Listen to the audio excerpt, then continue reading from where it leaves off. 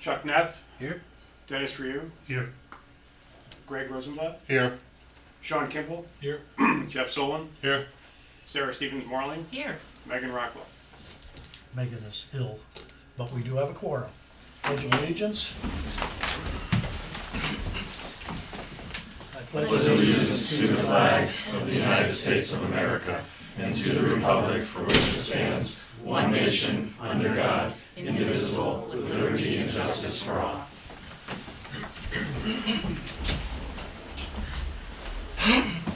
correspondence and comments. Sarah? So I have two pieces of correspondence. The first is from Andrew, our assistant town manager, about the solar panel plans. You all received a copy of it from Rich, but it is about the carport related solar panels, and that they would be non-aesthetic. They would not look very nice. And do we discuss first, or do I read the second one? Sorry. No, just do the two and then if Okay. anyone want. It's on an agenda item anyway, so they're gonna have Okay. a chance to discuss. Great. Sorry, everybody, I forgot my rules of order for correspondence. The second is also from Andrew, and it asks. I will forward this to everyone after the meeting, but the town staff has been discussing the play fields at the new schools, particularly the big one at the corner of Jarvis and Marion at Barnum, and the town respectfully requests that the committee consider to explore an irrigation plan for this property as well as for the new Norton School. The primary focus are the play fields and their long-term ability to establish themselves with lack of irrigation. At this point in the construction progress, it would make sense to look at this before the work is completed. So I just received that this evening. Obviously, it's not on the agenda. We can talk about it at a future meeting as to whether we wish to pursue the issue. Anything from the citizens? No? Okay. All right, approval of meeting minutes, August 14th, 2025. Do we have a motion? I'll move to approval. Right. Second? Second. Second. Any discussion? Seeing none, all those in favor? It's unanimous. August 28th, 2025. Do we have a motion? I'll move again. Greg, second? Second. Sean, discussion? And this one was a little bit different because it wasn't actually a meeting, but that's why I included with your stuff some write-up about how you can go about approving minutes even though there wasn't an official meeting, just so that you have it on the record. Any other discussion? Okay, all those in favor? And opposed? And it's unanimous. September 4th, 2025, special meeting. I'll move to approve. Second, Second. Sean? Any discussion? There's in the PCO 020 material cost delta, said a motion was made by me to approve the PCO for 11,000. I didn't make that motion. You didn't make No, that motion. Greg did. Greg did? Greg made the Yeah. motion. Okay, so that should be changed then, okay. But I think it also says that Greg seconded the motion, so I don't know who seconded. Oh, I'm the sorry, motion. Chris made the motion. Oh, okay. Chris made the motion. That was one of them. Okay, Yeah. so Chris made the motion, and Greg seconded it. Yeah. Sounds right. Okay, make that change in the minutes. Anything else? Okay, all those in favor? Opposed? Abstained? It's unanimous. Discussion on paper reports at meetings. I've had a couple of conversations, one at the end of our last meeting, and then a couple others as I've sat down and talked with people. Just for the fun of it, I went through and all the documents that were sent to you electronically over the last few days. And I added up how many pages that would be. Comes to 1,023 pages. Not all of them were run off for tonight, but I guess, the question that I have of the committee is what paper material do you need to be making the proper decisions? Everything gets sent out electronically a couple of days before. So you have a chance to see that. Where you really see the big issues this week at least were the invoices, which were running over 200 pages, and the PCOs, which were running, one of them is 119, the other's 260 pages. Obviously, you're not going to be able to sit at the meeting and really be able to go through that. So I guess what I want from you is just some idea, suggestion for our design team, construction team, as to what you would like them to provide you at the meetings in order to make some wise decisions. Aside from the fact that everybody receives them digitally, they are cataloged every month. They go into a folder with the date of the meeting labeled on it. So it's in the Google folder. I will send out a link to that, the agenda folder tonight again, just so that you have it in case there's a question about where to find anything, not just from this meeting, but from any meeting we've ever had. Yes, sir. And so I do have to apologize. I misunderstood last meeting and I did not bring paper copies this time. I do have everything loaded up on the computer to display on the screen for everybody to see.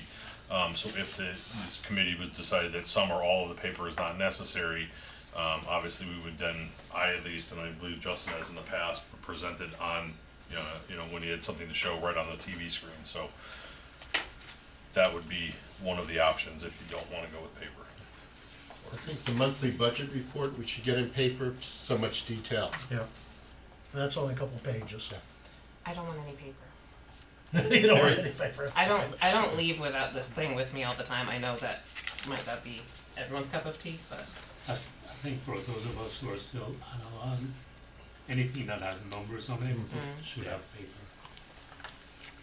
So, It's a summary cover sheet of PCO or something well, like that. yeah, so we do get this kind of thing. Do you want all the backup, I guess, was on paper?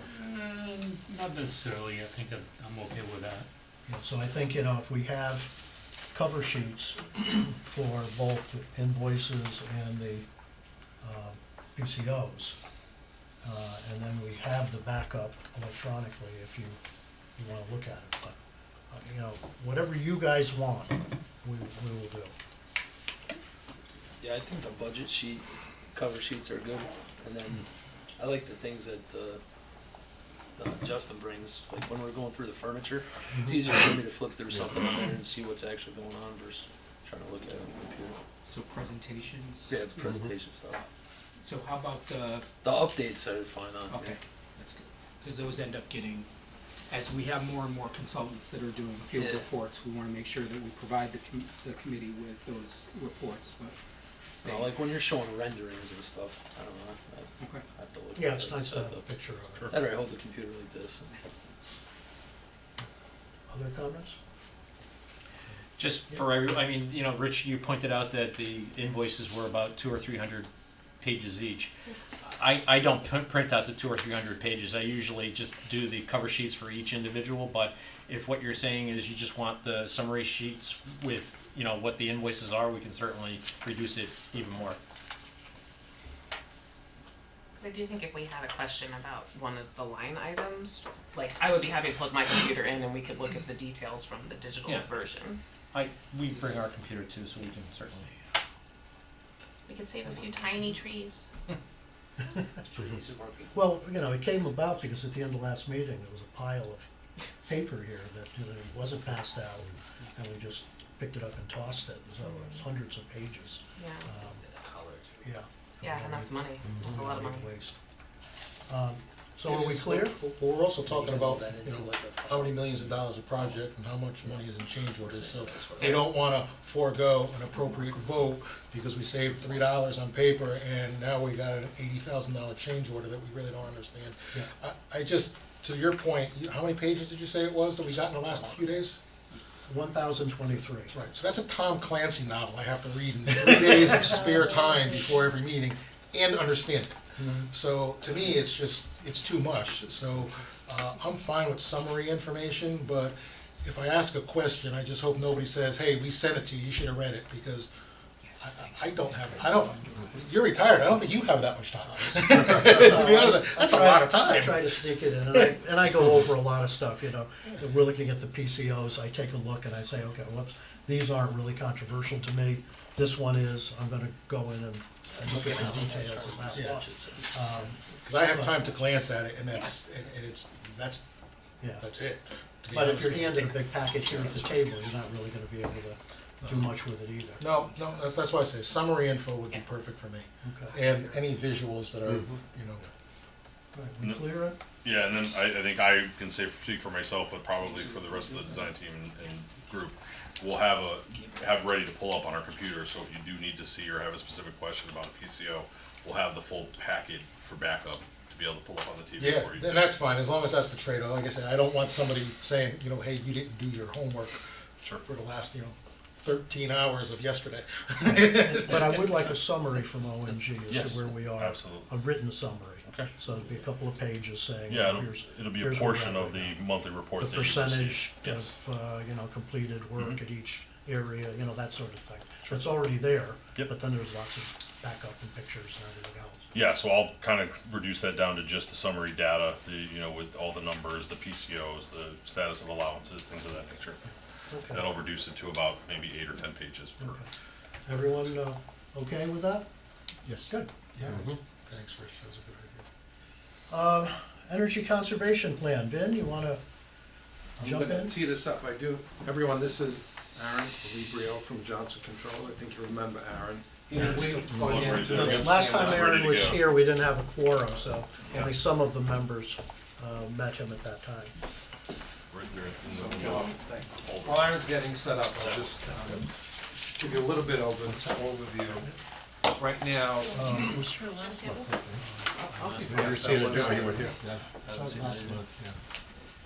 caught my eye. I never noticed it. I didn't notice it till just then. It looks great.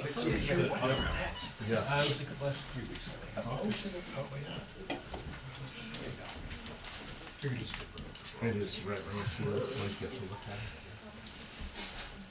all right, thank you, everyone. This is a follow-up from actually a couple of meetings we've had on the topic of the energy conservation measures that we've been working on.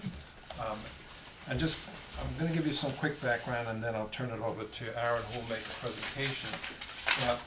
The town and the schools have engaged in this effort, and it's more than a year that it's been in the making to try and find ways to make infrastructure improvements to the school and town buildings, and get energy savings from those in order to pay back and make those infrastructure improvements. And so I'm not gonna give you all the details because I think I explained it, but we did execute a contract with Johnson Controls. So that was the first, crucial step to moving this project forward. Just yesterday, we received the financing proposals. We went out to bid for $24 million of financing, and the bids came back, and Bank of America bid at 4% on the $24 million of finance from roughly, which is better than expected. So that means the project savings will be even greater, enabling us to do more work under the scope of this project. We've been fast tracking a portion of this energy performance contract, which we did explain to the committee a couple of meetings ago. And the fast track includes solar arrays at 6 of our school buildings, including Barnum and Norton, which we're going to be presenting on tonight, as well as a fuel cell installation at Cheshire High School. So that's the scope of work covered by the roughly $24 million of financing. The goal tonight is to gain consensus from the committee on roughly the solar array locations, which, as the committee knows, we presented to have solar arrays on the roofs, as well as at a solar carport at Barnum. And there'll be a presentation tonight on options as an alternative to the carport. But here's what I wanted to leave you before I introduce Aaron. Roughly, the scope of the solar arrays at each of the new schools is about a $2 million project.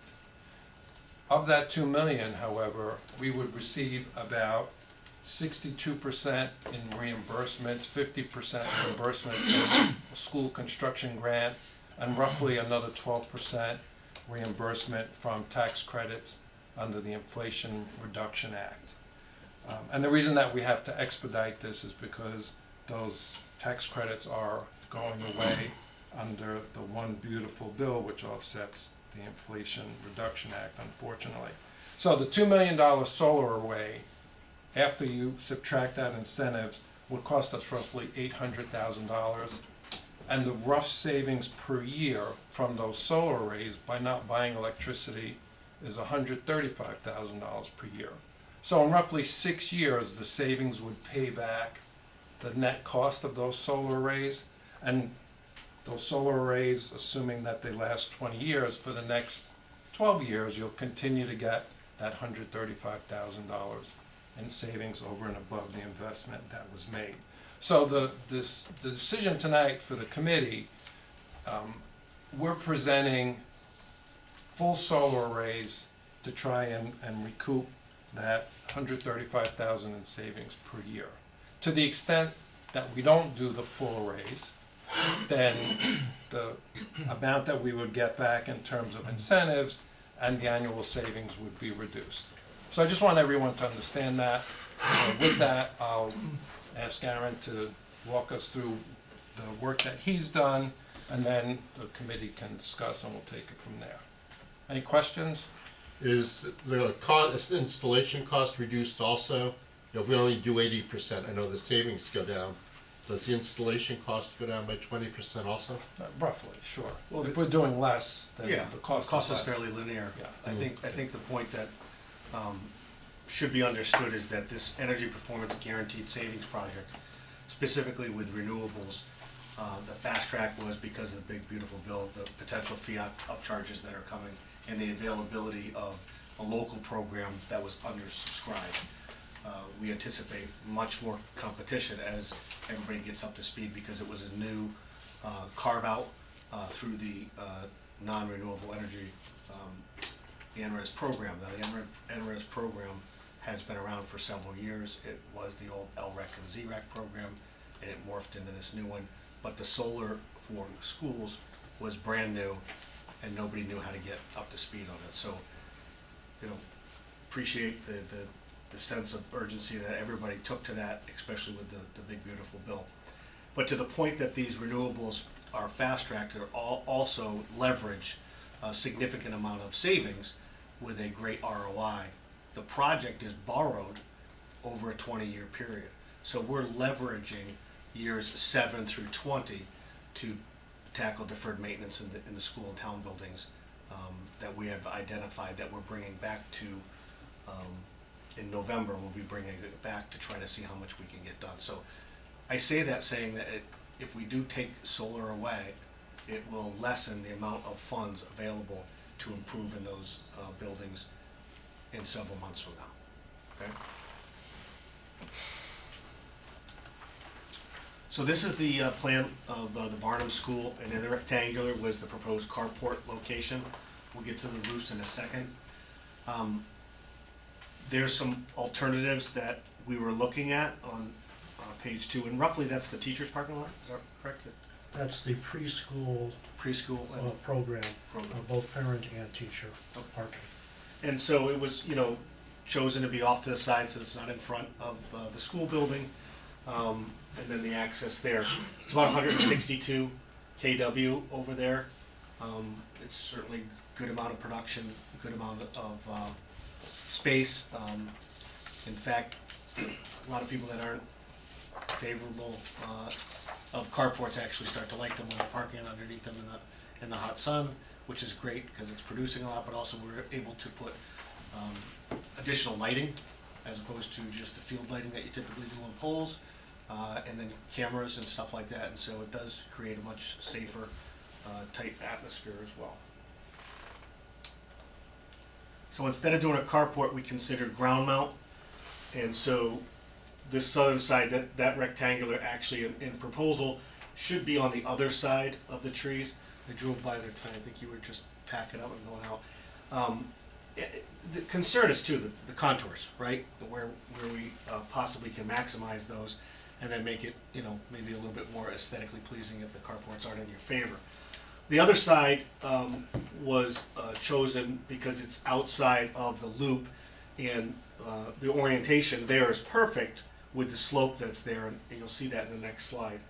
I think the issue over here is where we may not have wetlands as a problem. So this is an overlay of that first slide on top of your GIS with the contours, with the two locations, you know, that are very similar to there. And looking at, you know, the one on the right-hand side, I mean, that, in my opinion, would be a preferred location because it backs up to your land trust, and it's in the back, and it's sort of, you know, kind of tucked away, if you will. You do have your recreational fields, you have basketball courts, but the orientation will be, you know, the high part will be away from you, the low part will be facing you. And so on the other side here, we've got the orientation. It's kind of fairly flat there, even though there's contour lines. It's sloping down. You do have some wetlands that come into that tree area, but I think it'll be a little bit closer to the road than what you see there.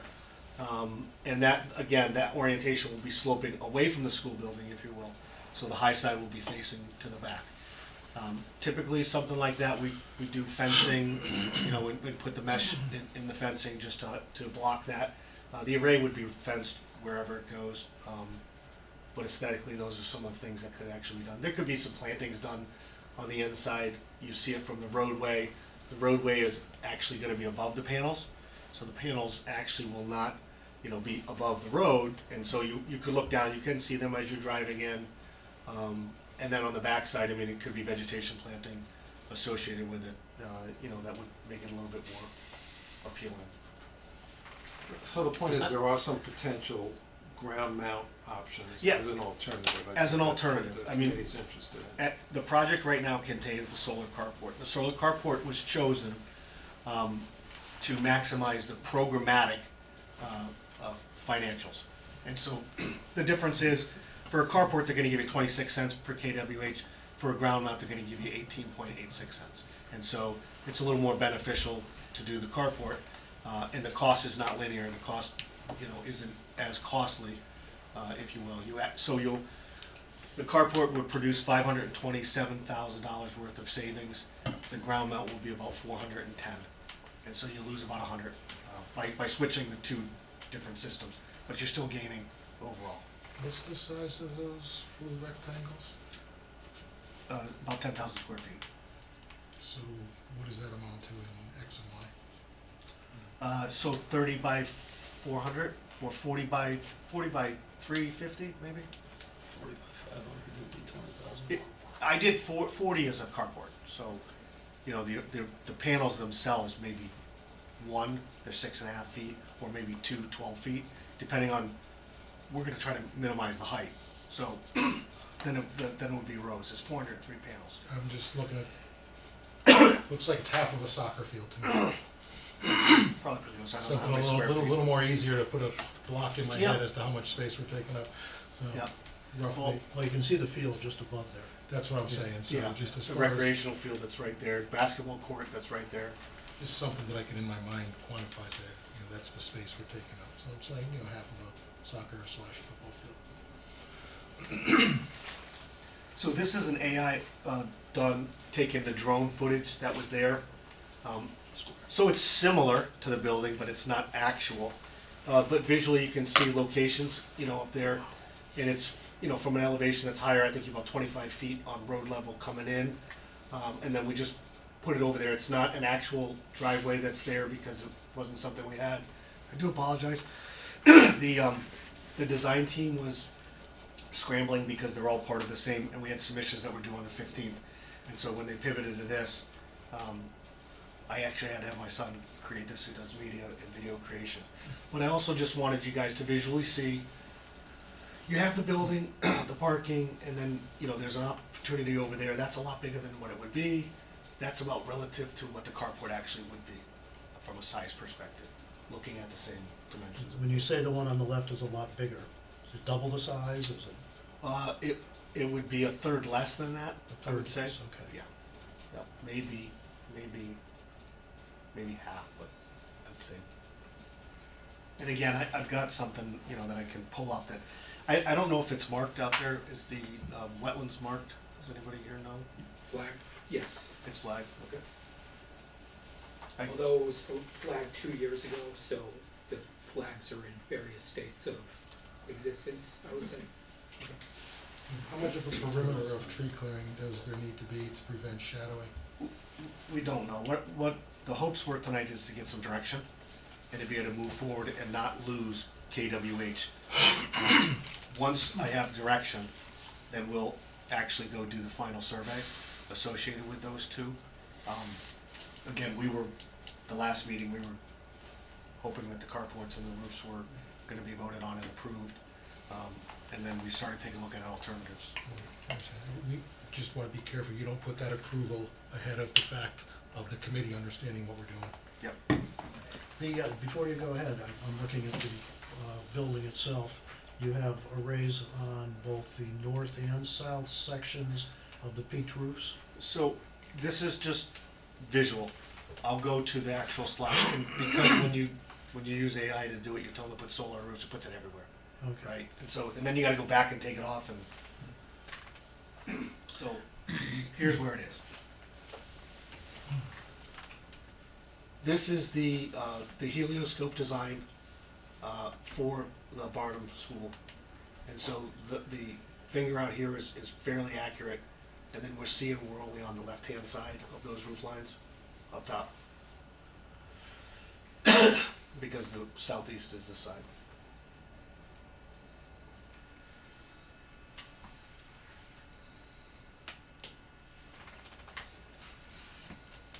Wanted to take you just to a lower of the AI created, so that, you know, one of the things that you'll notice is that solar panel here that's in the middle, that doesn't exist. That one does exist, okay, on the left-hand side, and then these forward-facing do exist. This is the actual renderings, you know, that the architect had done. You know, essentially at eye level, you're not gonna see any of the roof panels, essentially, with the exception of that finger that I talked about before, which is over there.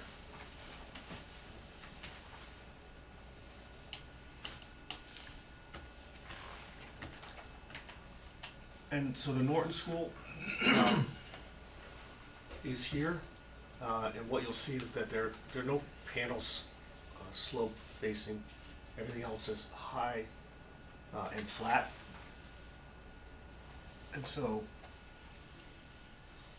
as you can see here, you know, there'd be very minimal view of the actual solar panels. Could you just go back to that? Yeah. I just wanted to point out that slope in the back, but not in the front here. But they'd be in the front there on the right. Yeah. That does look nice. No. Yeah, the front is down Oh, below. I apologize, the front Yeah, is down. the below. bottom That's right. That's the Yeah. front, bottom Yep. right-hand Sorry side. about that, yep, That's the south facing. yep.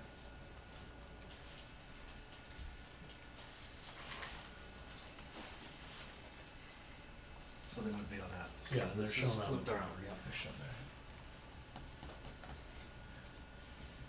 Totally biased opinion, that destroys the architecture of the building.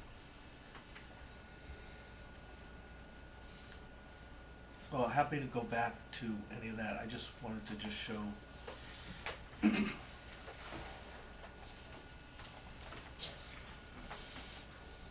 not presented? Is it just not displaying right now?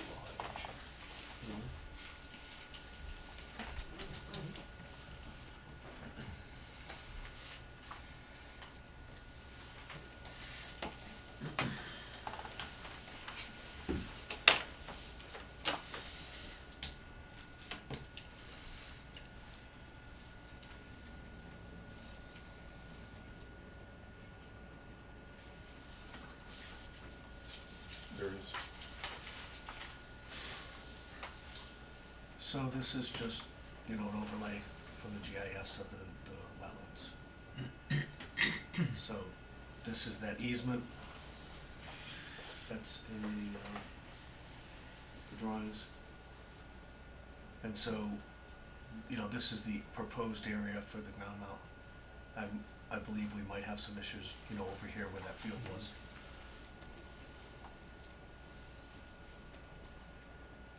That's showing the actual designation of wetlands, not the wetland setback, correct?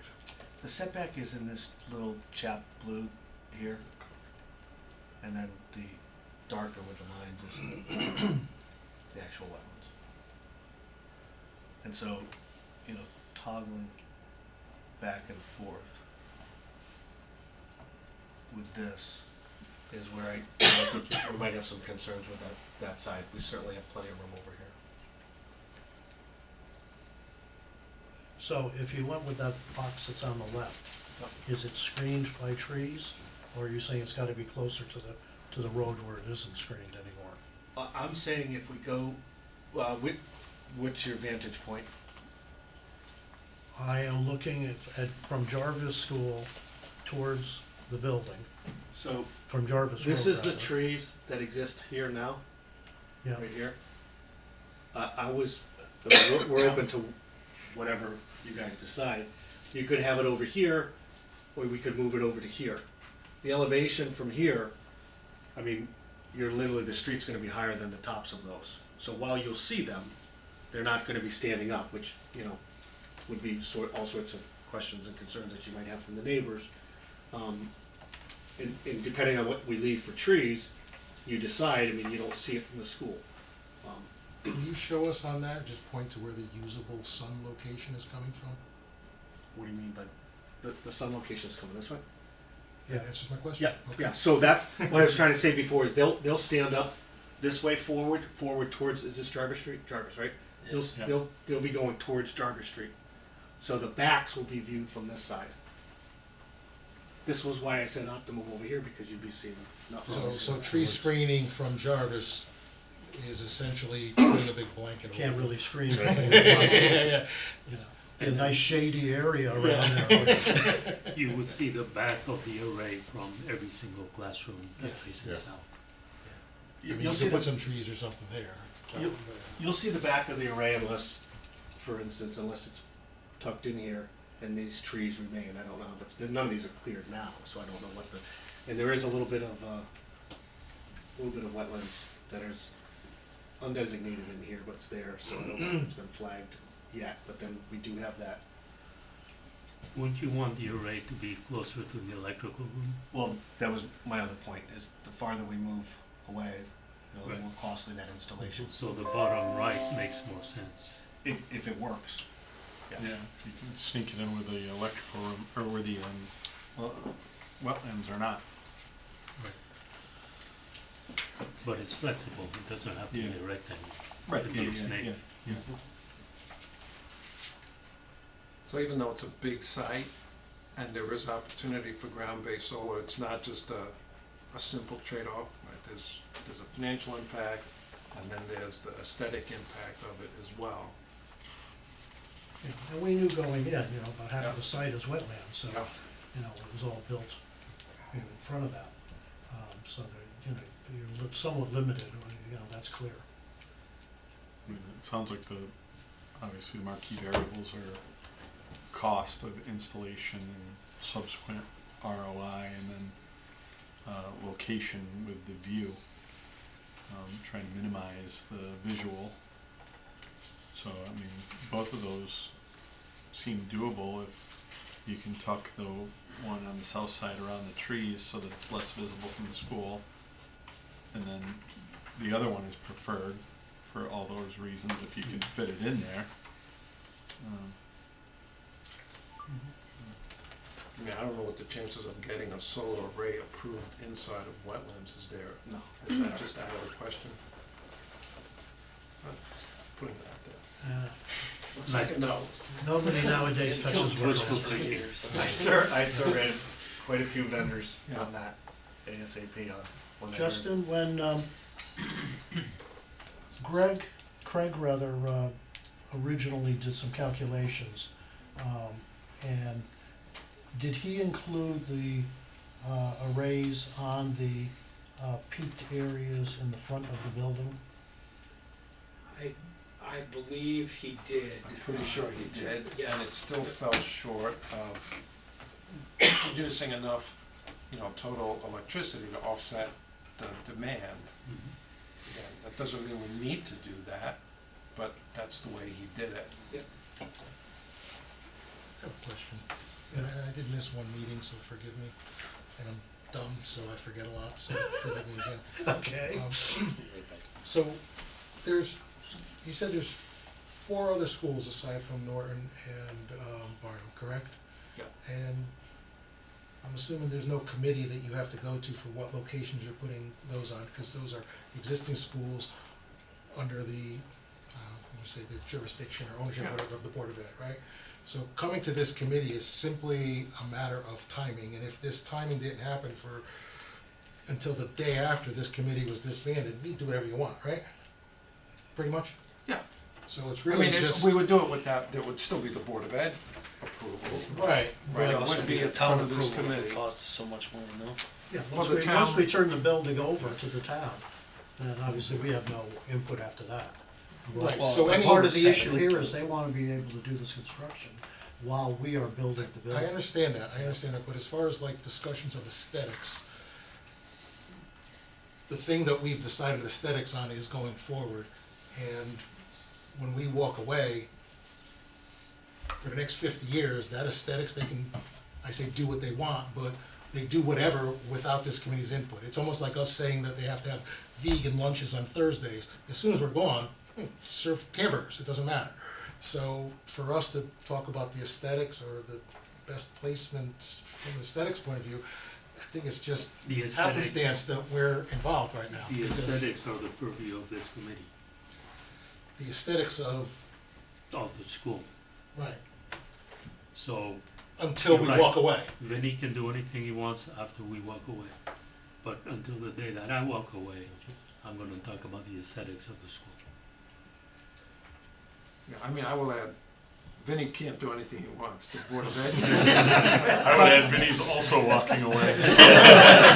Whole But nother conversation. I will say this, on the existing Some would say schools, running. for the most part, they're flat roofs. So I don't think that's as much of a question, and I will tell you from experience with the planning committee that, the aesthetics do matter. We've had proposals, and Andrew was on the Board of Ed Planning Committee, where, one of the proposals, among others, was to, take an area, that was just on the west side of the high school and clear trees and put a solar array, and, that was flatly refused, so. I think no matter what committee it was in front of, I think there would certainly be this question, so. Yeah, it does fall on this committee, because you haven't turned the building over to us. Sorry, And guys, are we but- paying for this, or that sounds like it's money that's already been, There's no money involved with us at all, correct? Right, the money would be paid through the energy performance contract. And now, there's a lot of details after we get through this stage on how we make that work within the school construction grant, which we have one for the school. We are anticipating a grant, because there is school construction grant money available for solar arrays. Johnson Controls has done a number of these types of projects. This is just a nuance, because we got a brand new school under construction that we're now trying to add solar. That's not a detail, you need to worry about tonight. The detail tonight is comfort level over array location. From my point of view, we put a lot of time and sweat into designing these buildings and want something that's going to be unique and special when it's all done. I have no problem with putting the solar arrays on the flat roof. I don't appear to have any problem with putting an array on the ground on that north end. I think that would be pretty much shielded from both roads. I have some mixed feelings about putting any arrays on the peaked areas in the front of the buildings. When you're driving down Marion and looking down at that building, you're gonna be seeing a lot of roof area. And I'm not certain that that's the look that I want to be presenting to the town. But that's me. My feelings are not mixed.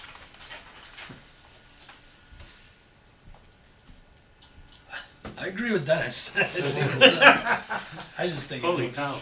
Yeah, I know. Today. I didn't see this coming for a long time. Ron, get that down. Put that in the minutes. Yeah, I mean, a carport, I mean, I'm a hard no on that. That's Yeah. just seems like not a good idea. And I mean, Rich, you're right. We spent a lot of time in, the aesthetics. We spent a year and a half talking about colors of everything and what the school is going to look like. It seems like we're just kind of coming in at the end and just putting an ugly paintbrush over everything that we just did. And I don't like the way it looks with any of it, to be honest. Because you do see the whole roof there. I mean, if it was flat on, like Norton, yeah, there's no perspective looking down on that. That's different to me. I'm more of a function over form guy, and I look at this and say, any decision we make is what we want to happen in the next year and a half, and that's it. Because after we walk away, they can put windmills in the front if the people that are in charge at that point deem it necessary, and they can be painted purple and orange, and they can look terrible to us. It doesn't matter.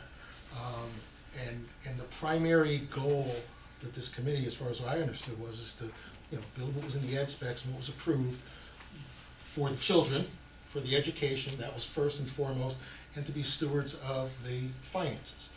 And the aesthetics is somewhat of as important as it is, it's not number 1 or 2 on that list. And especially since what we would be talking about as far as aesthetics is how many months we got? Well, let's say 24 months. It's a 24-month aesthetic vote. After that, it's out the door. Now, I'm not saying tear down structure and do this and that. This is something that could be added on at any time. And the buildings were already, and solar was always discussed as the buildings being ready for it. So it's not like solar is this, oh my God, what's this new thing we're talking about? It's always been there. And the roofs were always designed to be able to support solar. That's been discussed from day one. So in my mind, I look at it as saying, I can vote no all I want, and then in a year and a half, it just happens. Whereas if we voted no on saying having a gym, well, that's part of the school, and that's not a short-term no. So I just look at this saying, I don't know, the function of it, the finances of it, if it's what the Board of Ed, who's ultimately our client, thinks it's best, I tend to err on that side, as long as there's no frivolous spending against the committee and what we have to. Thank you. Other comments? I agree with folks who feel that this is creating an aesthetic layer on the building that is kind of in conflict with the existing building. So I think, however, right, solar and renewable energy and reducing our energy costs, right? I don't know if we looked at the gas pumps lately or our electric bills lately, but they're getting more expensive, and I don't think that's gonna stop anytime soon. So I really think we should look at ways that we could make solar work in an aesthetic way that we are comfortable with. And I do think the aesthetics are important. I know that in a year and a half, the Board of Ed could do whatever they want, turn it into a Chuck E. Cheese, whatever. But, right, we have embarked on this very long project to deliver these 2 schools, and we have been showing these pictures of the schools without all of these solar panels, and I think we do have a responsibility to provide something that looks nice and is exciting, right? It's like a PR piece of it as well, about having excitement about the new buildings, about this new phase of Cheshire Public Schools. So anyway, I could go either way, I guess, is what that boils down to. I hear you saying I want the best of both worlds. Yes, I do. And I don't think there's anything wrong with that. I think, I do too. I don't love the look of really visible arrays. you know, can it be tastefully done? And are there other places, you know, what if we did both? Like if we could find a way to finagle both ground arrays and further limit maybe some of the roof arrays. I think that's what I was trying to say earlier, like trying to find that balance of aesthetic and ROI is what we're looking for. And I'm hearing some people are putting a higher premium on aesthetic, which is fair. You know, everybody's got their own perspective and opinion. And for me, I selfishly want it to look really good too, not just for the people who arrive there every day, for the work of this committee. I think you guys deserve something that everybody wraps their arms around. But also, you know, I look at other buildings in our school system that will need to be updated, and this is a real momentum piece for us as well. So, you know, I think the aesthetic is indeed important, but to your point, so is the dollar amount. And I'm not just talking about the construction amount, but the operational amount. You know, if you get this to net zero, I think that's a huge win for our community, or, you know, close to it. So with between geothermal and the solar, you know, so, you know, is there a way to better leverage that ground space and reduce some of the roof where it's not quite as visible? That would work. One other thing I want to add on the aesthetics too is that I value everyone's opinion equally on the carports, but I would suggest before you let that opinion firm up, take a look at some. Yeah. Because I worked on a couple of schools that had them, and before I saw them, and then we saw them, they're like, oh, they look awesome. And guess what? Where everyone wants to park. On a day like today, on the snowy days and whatnot, it's a shelter. Right. And it's a shelter that That's performs fair. a function as a shelter for vehicles. They're in demand. It's got lighting under it, so there's that at evening. And that shelter generates the electricity. So it's just, you know, yeah, they're not the prettiest things, but I would say go somewhere, take a look, see if there's one in your area, or I can Well, tell right you the behind the school I police worked on. station, there's one. Okay, there you go, so And, as and long last as, time when we met, Westlake. there were some pictures shown of carports. well, pictures and seeing it in person are, you know, but I just I suggest mean, that I've seen the everybody one see it. behind the police station up close. Yeah, It's I would- supposed to be I would- parking under. Maybe just add on that, I think because I totally agree with all the comments that have been put out there. I think there's something about this North End site too that I think it just has something sort of working against it from the solar standpoint with respect to it's really downhill from both of the streets, Vantage right? point. And so you're going to be seeing a lot more, even of the roof-mounted stuff, probably from Marion and certainly Jarvis. I mean, anyone who's been out to see that view from our current construction house, you're seeing right down onto the whole site. And it's really, I think, of all of our school campuses, it's going to be the only, you know, when you picture walking up to Norton, you're looking up to a building more like you do with any of our other schools. So this one, I think, plus then you have all the parking in the front. They both have that, but the parking is, that carport is going to be inevitably in the front versus even as a smaller example, the police station, not that that's a beautiful building, but the parking is in the back and the solar carport is in the back, although uniquely the front yard of Highland School. But I agree with trying to find that balance, and I guess it's also such a large property. Yes, there's the wetlands, but it just feels like there's got to be some other location that we could maybe look for the ground mount to work. I would just also want to say that I think on the other side, that other one that showed the other side of the trees closest to Jarvis, I would be a little cautious about that because that's going to be right in the front of 3 of those residents that have been, you know, staring right at the construction site the whole time. But I think that's what they're saying with the pitch of the hill, though. Yeah. You know, I mean, maybe. Yeah. we would want to confirm that, though. I agree with you. Yeah. And the interesting thing about this site, unlike Norton, like even if we had a carport in the parking lot, you don't see that first thing. It's like because of where you're entering the property, you don't even really, you're still looking at the building. Right. As opposed to Norton, you pull in, if there was a carport right there, that's the first thing. in the vantage point, being on the horizon. Like, that's the first thing you're It seeing, seems it's like you do obstructing the from- building. From Jarvis, I agree, but I feel like almost, in some ways, almost those other lots closer to Marion, you could argue, although again, that's the front door of the building. But for everyone who's coming off Jarvis, it will be the first thing you see. Yeah, in that one proposed, Yeah, yeah. yeah. But In I was that talking location. about in the other, like if you were to Yeah, put yeah. it in the main lot per se, Yeah, yeah, yeah. you really wouldn't see it so much there, Right. interestingly enough, Yeah. yeah. Again, I guess just put another way, if all of this was different and the school was where the parking lot is and the parking was all behind, I would Yeah. put carports all day long, and I don't think I'd have as much of a problem. Yeah, yeah, exactly. Yeah, you don't Any want it to be right in your comments face. from the architects or other visitors? Not in particular. I would say that, you know, of the two, just in terms of what I think will be recognized at both locations, obviously the roof along the early childhood wing or pre-kindergarten wing is probably your most prominent roof surface that you'll be seeing.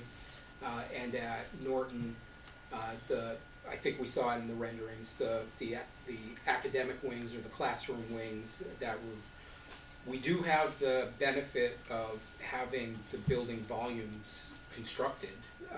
It may be worth, if you haven't been by one of the sites yet, to actually stand in some of the locations and look at how the buildings appear from those vantage points. We were out, was it yesterday? All these days are blending together. But Norton, they've started to put the curbs in around the front pickup and drop off loops, so you can kind of stand in that location and look at that elevation as well. So, I mean, all the comments about North End are absolutely correct. You know, we are elevated from every vantage point that we're entering the site. So I'm not sure that you're going to get away from seeing them.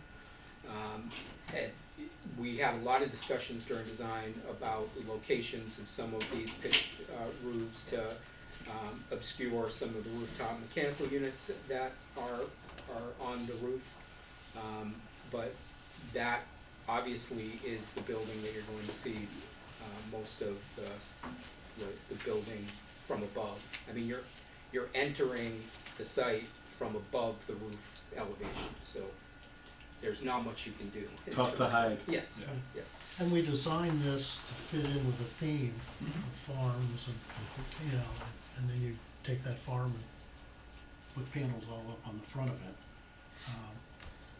Anyway, other comments? I'm personally not offended as much by the carports, because you're gonna have a giant pavement lot anyway. Why would you create two giant black spaces on your property? Like, I don't know. And when you're underneath them, it does provide that shelter. I'm curious on Norton, are we able to get the capacity that we need with the roof layout that's shown, or, okay, so you don't need the carport, it's just at North End then? If those panels are put on partly on the north, on the front peak sections. So, you know, but that's what Craig had calculated way back when. And I agree with Justin, it's the faces that you're gonna be seeing perpendicularly, that it's more, obviously visible. If you look up there, you can see the roofs that are facing you, you see more, whereas the sloped roofs that are going away from you parallel are less of a concern to me. But Do we have a motion? Question though. Yeah, you mentioned something I had forgotten about. You know, Craig had done some calculations about, you know, we had asked, because we were talking all along, we talked about this on the roof. Was his calculated usable, acceptable area far less than what we're seeing here? So all of Yeah. the ugly views were not included? I'm on the slope roofs. He had them only on the flat? No, he had it everywhere. yeah, it definitely. I would argue that. He did.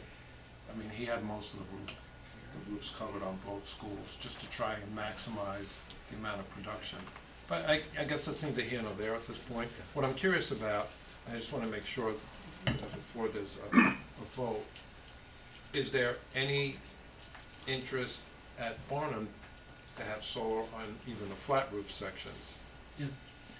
Oh, from The- my point of view, yes. The other Barnum question I have here is like, we're seeing the roof, and this is not the visual of the front of the building. I mean, this is an AI visual.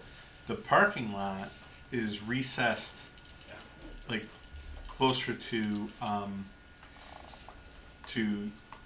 Marion.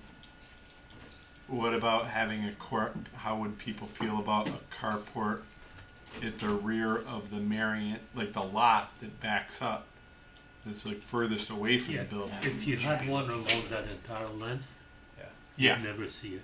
And that's, I was Well, gonna say the same thing. Yeah, that's right. Yeah, Yeah. that's what I'm talking about. And I know that there is a grade, but just as a piggyback to that, that area, if you could put the cursor just up to the, I guess that's to the west, yeah, that area up there closer to Marion Road, is there a reason all of that is it just the grade that makes Oh, that yeah. unusable for ground mount or putting? No, you anything can up? put a ground mount on a steep pitch, right?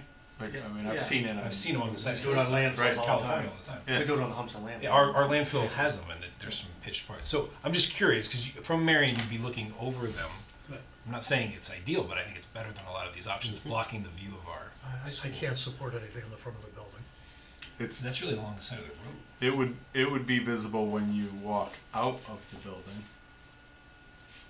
but that would be the only, that would be the place it's visible. Or You know, we're back talking to about it. the back Yeah. wall, like the hill of Marion, all the way in the back of the parking lot. Right, Jeff's talking As about I said, if I there was a think- carport or in that back row. I think you're detracting from a carefully designed front. And I think you're fooling yourself if you think you're gonna come down the driveways and you're gonna have this huge carport running along the front, that's not going. It's not in the front of the building, though, is the point. It's It's all in front of the building. it's all the way at the then back it's of the part parking lot, It's It's built still in into the front of the building. and you're entering here, and it's back here. I You know what I'm think if saying? you go look and you come down the driveway, you're gonna see that it's going to detract from the building. Why couldn't that go between the right of way for the sewer and the bus loop? You're talking over here? Yeah, That's the field. Well, That's the play field, the field is right field here. is underneath. It's, there's a transparency here. The field is outlined. Here. So we're gonna 50-foot drop from the base of the building to Marion. And so it is quite sloping. I was up there, like I said earlier today, but I think the request is, we're looking to keep and maintain 941 kW, okay? If there's a desire to say no on the carports, and there's a desire to look at alternatives, we'll certainly do that. And we can come back with a little bit more definition of what those spaces are. But clearly, what I'm looking for is a decision and a direction so that we can go do it. Or not do it. Or not do it. But specifically, like if we're looking at this building here, okay, Barnum, and you're saying, what's gonna happen if we have to just remove those? I don't think visually you're gonna see any of those except for, like, as you guys have all said, Jarvis, and you won't see it from Marion coming in, because it's, it's on the edge, it's not sloping to you. You'll see it on Jarvis if you're driving by looking over to your right, or if you're coming in to the pre-K, you will see those. So directionally, I'm hoping 161 on the carport needs to be landed on the ground, or we can pursue the carport.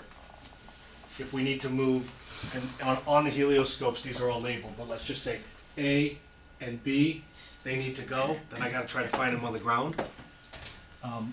What I don't wanna be in, is in jeopardy of getting kicked out of a program because we took too much out. And also, the financials down the road when we bring the certified energy audit back to the board, to get all that other work done, so. Well, what I'm hearing from the committee is that there isn't any interest in having it in any of the non-flat roofs. And carport, no, and maybe ground-based. That's what I'm hearing. Well, you've got peaked roofs in the back sections, which I have no problem with. My only concern is from the front of the building. I think, It's not just that I'm against all peaked roof, you know, if it's in the back section, I don't have a problem with it. I don't have any problem with the ground array, off to the north. My only concern is looking at the building from Marion and from Jarvis, that we keep the design concept without, you know, ruining it.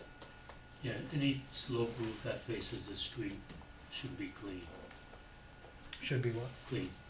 Either street. Right. I would be totally fine with that.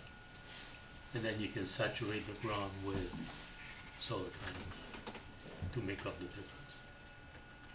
And then Norton, no panels on the front of that academic wing? Right. Is that generally? where the We do have drone footage too on our website, if that would be helpful for Yeah, it anybody to actually see. might be a good idea to, Yeah, the latest drone footage is easier to use. why don't you put that on so that we can take a look? On the CPS website, Mike has recent drone I was footage. looking at that yesterday. Go to Trish's CT's. Pilot Salamini Productions.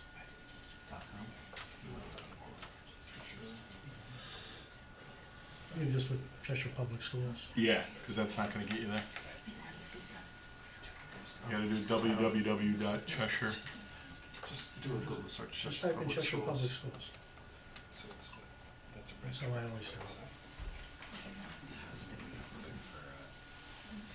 No, pictures then will probably come up. School modernization. And then go down. No, too far. No, click here for videos of construction. If you go down, keep Yeah, going down. I'm sorry, yeah. Click here for videos. And then it's down the bottom of the page, the 2025, yeah. So there's two, one for each building.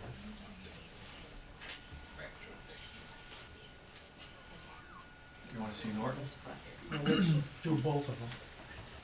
It'll only take a couple of minutes. Can you pause it?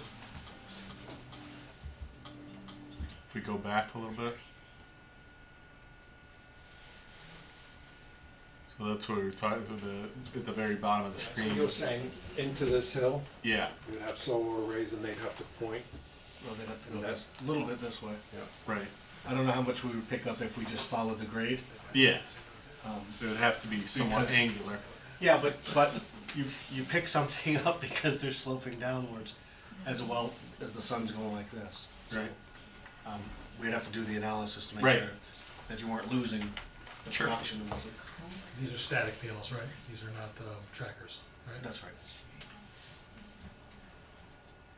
And then the other on the far left is where we were talking about, where the green is that the recreational field? This is the Yes. recreational field here. Alright, so we'd be talking about tucking it Back in here. above that, or, yeah.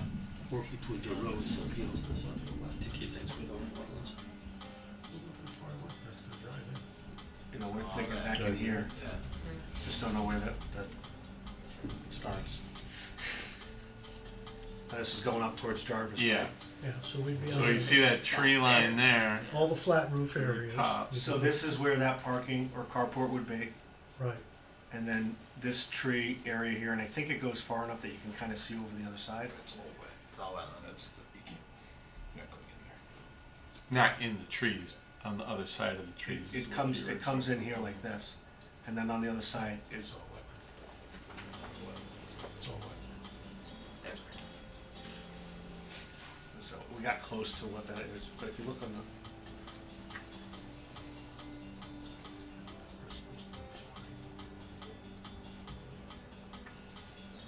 We're saying all that flat stuff would be solar, right? yeah, no question about that, no problem. Yeah.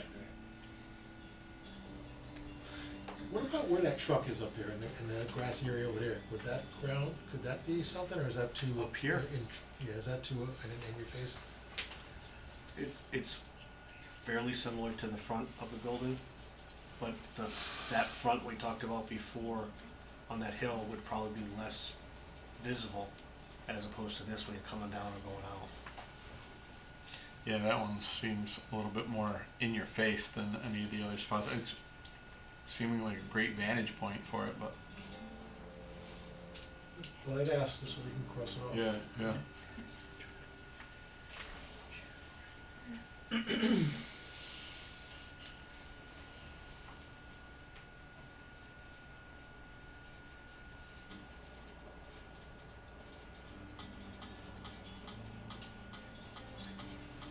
So that's the front of the building. Yeah, so these are the Classroom two wings. places where you wouldn't want panels. Right, exactly. Where that pole and the peak. And I assume you're not putting panels on that center spine there. I don't think there were panels there, right? No, there were. There were? Yeah. That's all the wood roof area? Yeah, but it's not gonna be Oh, yeah, okay. visible. Okay.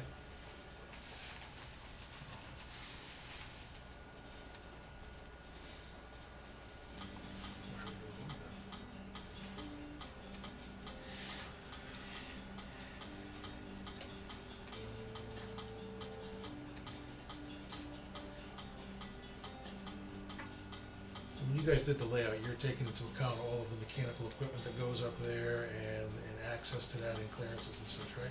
The latest one, The yes, yes. Everything you saw tonight, yes.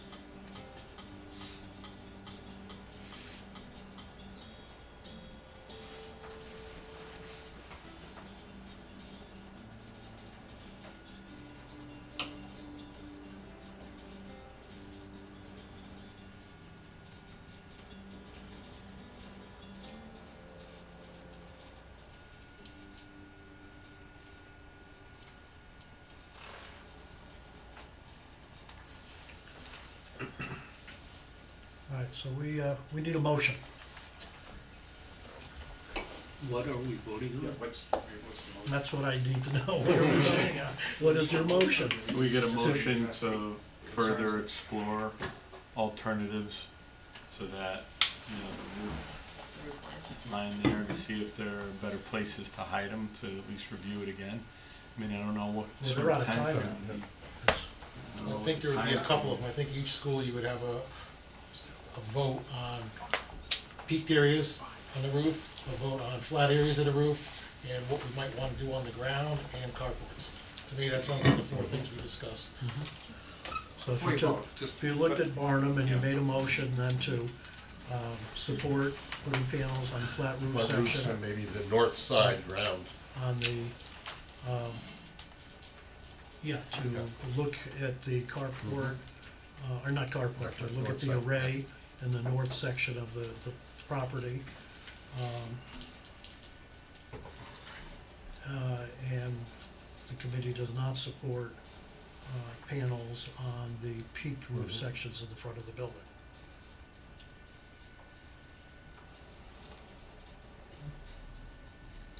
Yes, no? Not- That sounds correct. Well, That's for the roof. not supporting solar panels on the peak roof of the buildings that face the street. Right, Right. Right. yeah, yeah.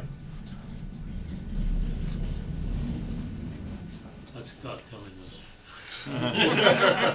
You made the sun and now you're not using it. So it sounds like the motion would be in favor of putting, or exploring, solar panels on the flat roofs and peaked roof sections that do not face Marion or Jarvis. Yeah, and having, Exploring ground options. Separate that right there. I would stop right Stop there, there. that's one. Yep. That's the roof motion. you wanna make that motion? Okay. Yeah, I'll make that motion. Do we have a second? I'll second that. Second. Discussion? I hate to be that guy. Can you just say what that is again? And just Sure, be the. make a motion at Barnum Elementary School for solar panels on flat roofs and portions of peaked roofs that can support it that do not face Jarvis Street or Marion Road. Road. You got that, Ron? Yep. Okay. Discussion? We'll take a vote then. All those in favor? Opposed? Abstained? It's unanimous. So now we need a motion on the carport or ground array. So I almost think those are two separate Separate, yeah. discussions. So, it doesn't seem like anybody's in favor of the carports, right? I mean, is that what I heard? So would we make a motion to deny carports? Is that what we're talking about here? I think you'd make a motion for the carports and then everybody would Vote know no. if they didn't Yeah. want it. It's the same thing, right? Are we How big opposed it to is, a the way carport rules are. on the Marion Road side that does not obstruct the view of the school? I would feel better about saying, just not closing the door entirely, but to say, that we would like the exploration of alternative sites. I mean, I think he understands that our desire for carports is extremely limited, but I'm open to maybe getting Creative struck by carports. lightning, Right. on the next one, and alternative ground-based solar locations. Like, I would support exploration of those things for us to take another look at. But I don't think that's a votable item. Can we provide us more information to vote on? Yeah, I mean, is that, if that's the point, that it's not votable, then I think that that's works. kind of where I feel. I don't think we have to vote. What I'm saying is, Yeah. and correct me if I'm wrong, but I don't think we have to vote on a request to provide us more information to make a vote, Yeah. to make a decision. Is that what we're asking? Yeah, I think you're fine. I think what you did with the roofs works. And, That was good direction, yeah.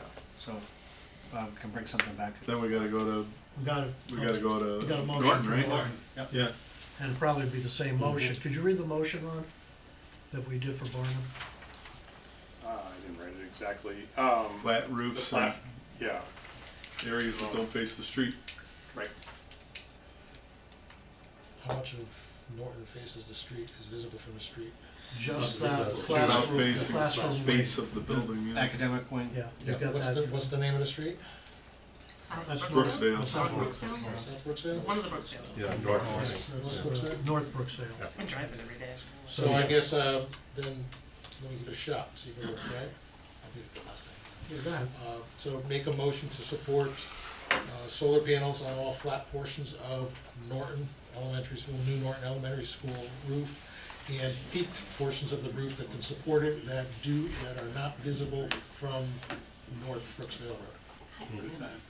Got a second for that? I'll second that. All right, discussion? To clarify, what about that center peak section? That doesn't face Brooksville. I just wanna make sure that the That committee's center okay with portion that. is like the main. Spine. Yeah, like Spine or whatever. Yeah, but the that, main aesthetic piece of that, right? I think if they start the panel, say 20 feet away from the beginning of the building, you'll never see them. I think Can we just look clarifying at the that would be low good. roof I of agree, the, that's what I would like to see. I don't want to Yeah, move real it. quick. Yeah. Right. Right, Don't want it hanging over the top. Cause there's like a low flat roof over that front admin wing. Yeah, and that's you what will the see admin is all off to those. the left. I would just say the front third of that central spine to be excluded as well, if we think that's gonna be Yeah. visible. Does it need to be a third? I was just thinking the higher flat roofs, that's all, cause the lower one. Oh, yeah. I think you're gonna see it there. Well, are the panels on the flat roof flat, or are they sloped? They could be, even if they're That's flat, a great question, they what's the stick up. design, yeah. They're Go to tilted. the next picture. They're yeah. tilted. So you're talking about that section on the left. right? That's, I didn't realize, yeah, because if they're sitting like this, that's. That low roof. No, the right lower there. roof, Right. good, yeah. Wait. When you said they're tilted on the spine part too?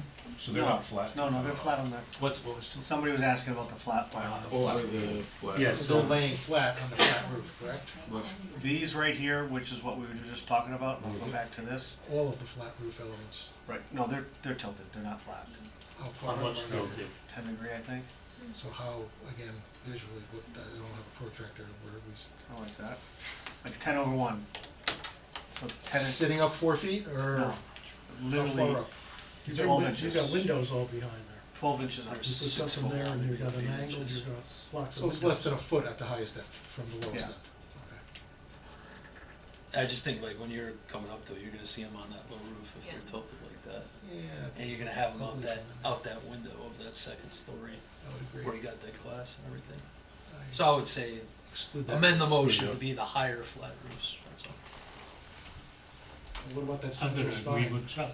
Me too. Chuck's on a roll tonight. What about the central spine? Saber's better be playing. We should avoid the front hot. part. Right. Going to Yeah. precede. Guy's hot. I almost wanna say the front third. Bottom page of the front.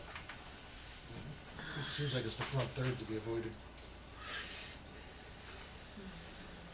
So, Go nothing, back to the picture, the ground picture? Oh, I'm sorry. Ben. not here, that's all right. Other way. Well, that's flat, but you just put it Yeah, over the so corner. it's not here, Right. Right, not here, right. and then you're saying start the panels, like Back. maybe at this roof line, back. Back like a third. Is that the motion? Are you changing your motion? I don't even know if you fully spit it out yet. I don't know if it was. This is, we start mid-motion. Pivot back on that. Let's restart. So we'll make a motion for solar panels on the elevated flat roofs, not that lower front roof, and on all peaked roofs that do not face North Brooksville Road, with the exception of the front third of the Center spine. central spine peaked roof that runs front to back. So it'll be the back 2/3 of that front. Second? I'll second that. Okay, discussion. All right, all those in favor? Anyone opposed? Okay, unanimous. Well, that was easy, thank you. Well, you'll have to come back to us and let us know what this did now to the energy program. No, I will, yeah, it's gonna put a dent, but, you know, I got Johnson Controls here, they'll figure it out. Look at it as a dent, looking at it as something that you And didn't so have we have enough time so that next meeting you'll come back with some ground options for us Yeah. to look like, Yeah, to look at? that'll be it then. Thanks, everybody. All right, Thank you. thank you. All right, moving right along. CM at risk, monthly progress report for Barnum No, and for Norton. good definition right now. Ryan, All right. it's all yours. Yep, for the Barnum School, so this is part of what I will print out in the future is gonna be these summary sheets that I will go through now, and then the vast majority of what's in this packet will not get printed out, so. This just gives you an idea of what you're seeing, kind of the progress you're seeing in each area. You can see, you know, the areas of D building, C building, you're seeing, significantly more work going on in those two areas. Smaller increases in building B and building A, but definitely increases in moving forward. Site is moving forward well, at the north end. For anyone that hasn't been around, at Barnum School, we have done binder course in the parking lots and, the, driveways into the main, elementary school part. We are working on prepping the, binder course and the road subgrade for the binder course, in the, early childhood development section of it, and that it should be done by the end of, October. So moving forward with that. Additionally, in the site work, if you've been by, and as you saw in those flyovers, we've got fields that we're starting to establish. The hills have all been hydro-seeded. They're starting to lay out the curbing that goes behind the school, for those walkways that go behind and the play areas that go behind the school there. So, roofing is moving very well.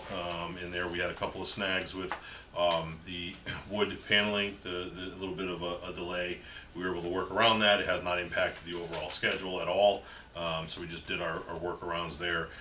We just flipped kind of, instead of working rubber into the shingles, in one area of the building and then moving to the next. We worked rubber everywhere, and then we're falling back and we're doing all the shingles. That allows us to finish all the detail work. We'll get a better product at the end of the day there. And the building is getting watertight as we work through there. So D and C are generally watertight right now, and working our way into B and A to get those watertight and get moving forward. For So people who don't know, C and D are the classroom wings. Correct. A and B are the gym, cafeteria, Yeah, offices. and they're the education part of A. Yep. So one, just an update on, we had a little bit of an issue with some brick. We had a manufacturer that manufactures specialty brick, basically had their manufacturing plant die, blow up, break down or whatever. So the architect has worked with our mason, and they have found a comparable brick that, while he's going to delay our ability to finish the veneer in these certain sections of brick, will not impact the schedule at all. So, and there will be no additional cost to this committee or this project for that. That's all between the subcontractor and their manufacturer. All right. So work my way through this. So that's the oh, sorry.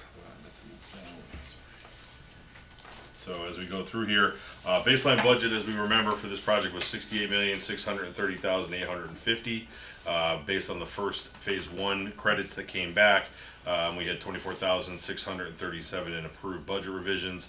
Potential budget revisions of $153,228. Much of that 153 has been approved by this committee. It's just working its way through the process inside of our internal systems. We have to get all the signatures from all the subs and everything, so we are working our way through that. Still very healthy. We've still got $461,000 in allowance funds, $1.706 million in CM contingency funds. So very healthy budget for the North End, Barnum schools, and everything's going how we would like to see it going. Skip over this.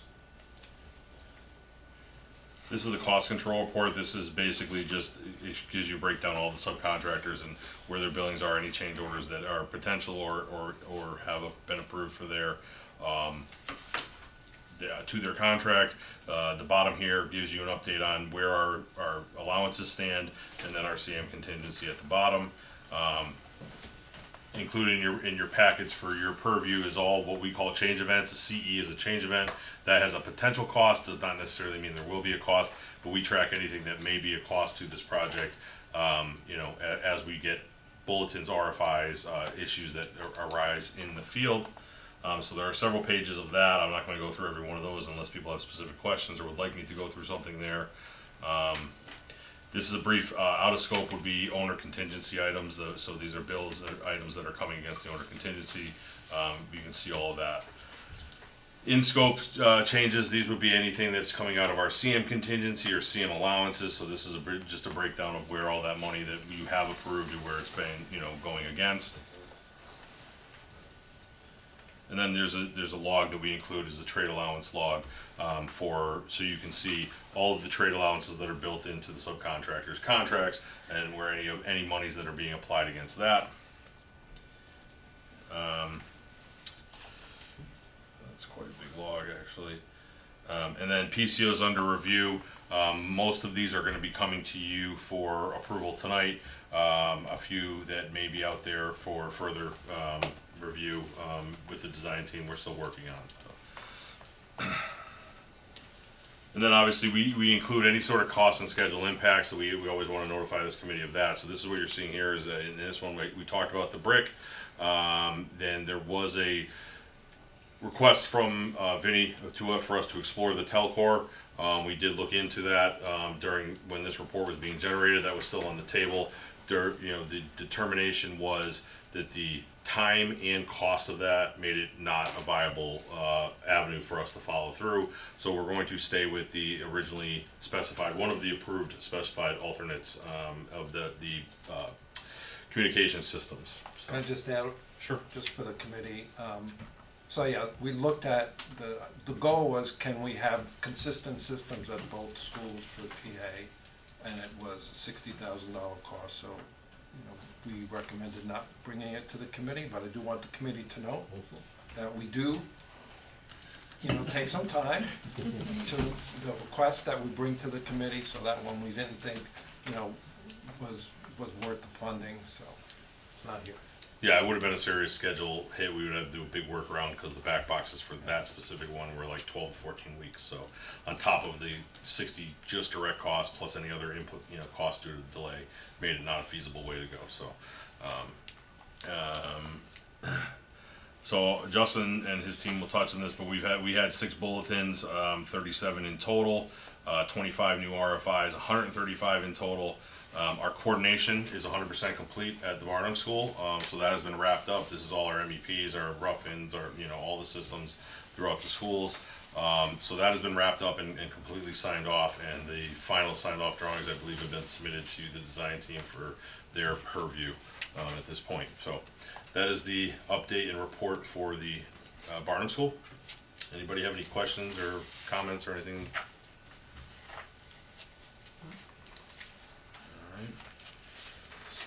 I'm going to jump over to Norton. So you can see here in Norton, again, a little bit farther behind on their site work complete, about 37%.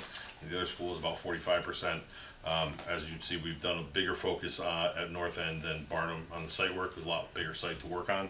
But in here, you'll see that the building completion in these areas, and this is based on billings, very similar to what you're seeing over at Norton and North End.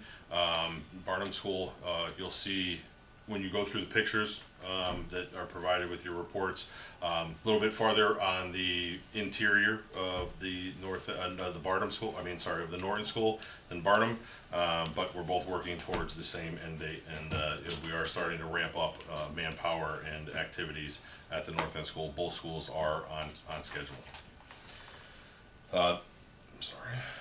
The baseline budget here was obviously a smaller budget. They didn't have the early elementary wing, so $63 million. We had $1,314 in credits. Those are all primarily coming back from the phase 1. We are up to about $325,991 in potential budget revisions. Remember, potential doesn't mean it's actually going to come to fruition, but we track everything. A lot of those have been approved, and as you can see, one of the big ones was the soil. So we were working our way through the system, and that will show up in the near future for that. As far as allowance funds, $458,014 remaining, and CM contingency has not been touched basically on this. A little bit has been spent, but it's basically a very healthy budget for our contingencies. And I'm gonna.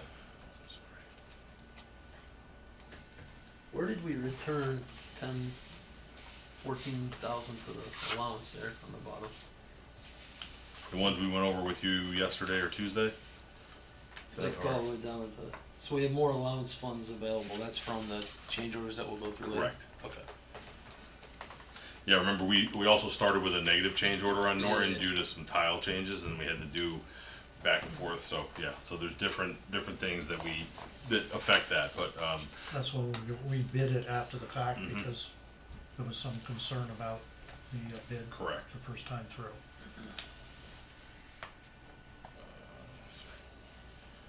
all right, so this is very similar. You saw the same document. Again, this just a lot of what you see on the summary page comes directly from this.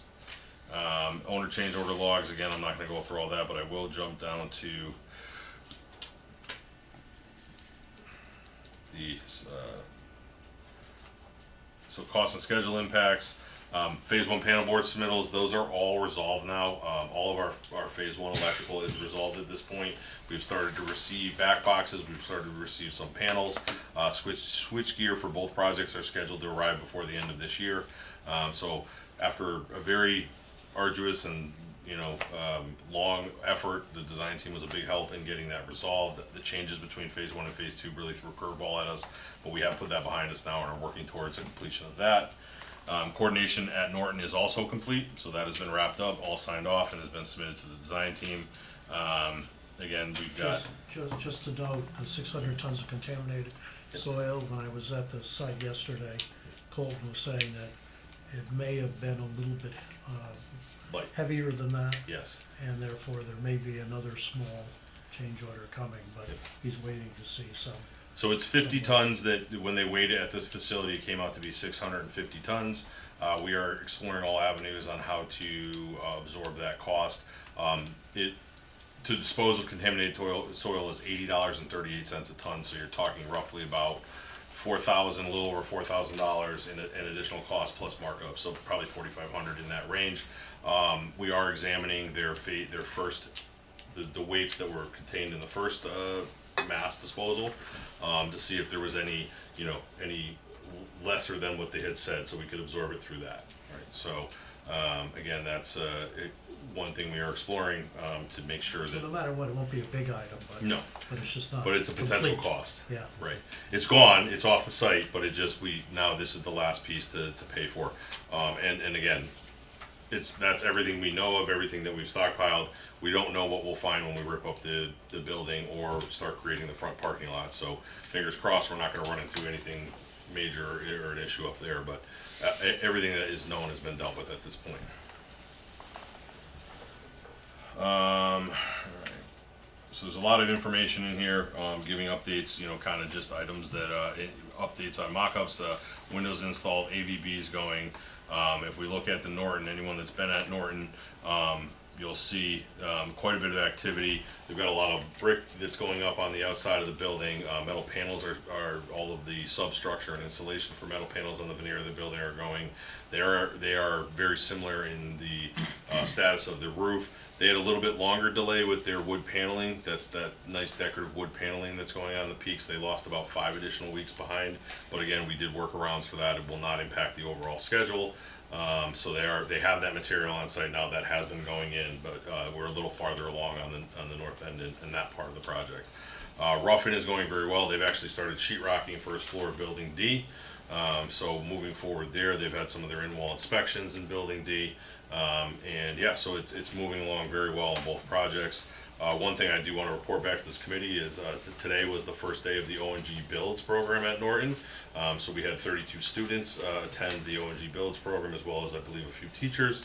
I heard very positive response from that. I will say that Tecton, they are eagerly waiting for your turn. There's a lot of people that are very interested in becoming architects, apparently, a lot of the students, and are very interested to hear from the Tecton group. So, but we are organizing that, and for anyone that doesn't know what the ONG Builds program is, it's a once a month meeting, bringing the students, and we have different contractors or different consultants, different members of the project team will present for each different meeting, and then they will, some of them may create little activities. In the past, they set up a little mock plumbing where you could crimp the plumbing lines, things like that. We just want to get the students an opportunity to get out there, see what's going on in the construction, maybe recruit a few of them in the future to join our construction industry. Maybe a few architects will come out of this, engineers and design people. So very proud of that program, and I want to thank I think Principal Jody's here, and I want to thank her and her team, and I think it's a great opportunity for us to really showcase what we're doing to the people we're doing it for, right? What age is it? What age groups? 6th grade today. Sixth graders. So, yeah. They love that? I loved it. Any questions on the Norton School? So, one thing I forgot to mention, we are having a little issue with our open space over at the north end, so if you haven't seen an update, it's not because we're not doing it. For some reason, it's not transferring to the system, so we're having a I was little wondering bit. about that. Yeah, so we're working with their IT department, with Several their weeks now, customer yeah. service, since late August. So it's been a battle. We've been trying to work with their customer service to get it resolved. We have all the videos or the walks, so once we get this transfer resolved, we should be able to get all those put up on there as well. All right. Any questions on Norton? All right. You're all set? All set. All right, very good. Architects. Thank you, Ms. FF&E update and construction summaries for the 2 buildings. Great, thank you, Mr. Chair. So FF&E, I think we have one more meeting with the working group. I think October, yes, yes. 10th, I think, or something like that. And then final one to select colors and stuff. So the fun part's coming. I'm looking at our principals back there. So we've held that FF&E meetings, a technology meeting. We're gathering quantities and costs from vendors to assemble budgets. And we also have the maintenance equipment requests that we're kind of folding into those. Really, I kind of look at that from the technology line item when we start talking about the things like floor scrubbers, that type of stuff. So we anticipate for our second meeting in October, giving a full presentation with budgets to the NGSBC so that we can make sure that we're on the right track. And then targeting the first meeting in November for we do have to go in front of OGA for approval. So the very same approval process is required for I think it worked well in the first phase, in the construction phase of the project, to do the joint meeting between the BOE and the NGSBC, so you can have two motions at the same meeting. So I can work with you, Rich and Jeff. So you're anticipating that in November? Yeah. Okay. Yep. So that should put us in the queue to meet with OGA mid to end November, so that we can get our approval for procurement, preferably prior to the holidays, which should put us in good shape to position all of the delivery for equipment, FF&E, when we want it. And just as a comparison, I know a lot of the folks in the district visited an elementary school that we just recently completed in Madison, Connecticut. Was basically on a year ahead schedule for the turnover of this school. We were ordering furniture and technology equipment towards the end of February for that school. Everything was delivered with the exception of a handful of items that ended up being additional requests as we started to move in over the summer. So really, I feel if we get everything positioned so that by the beginning of the year we can start pulling purchase orders, there will be bid items. So the strategy that you use for FF&E and technology is ideally we would leverage state contracts, so you can select those directly from a pre-approved vendor with the state. If that threshold is over $100,000, you're compelled to bid that. So things like smart boards typically are on state contracts, but by the time we add all of them up, it's going to be $120,000, $140,000. We're going to need to put that out to bid. Same thing with network switchgear. In and of themselves, network switches and server equipment is typically available to be procured off of a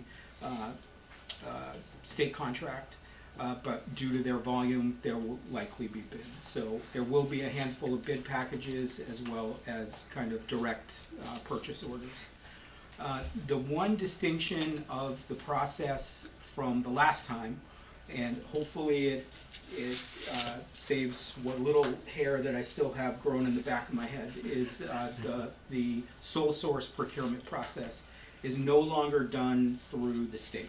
So that was a rather lengthy approval process the last time that we went through. If you remember, we had sole source, this committee voted on a handful of sole source items that allowed us to have proprietary specifications in our bid documents, things like access control and a handful of other items.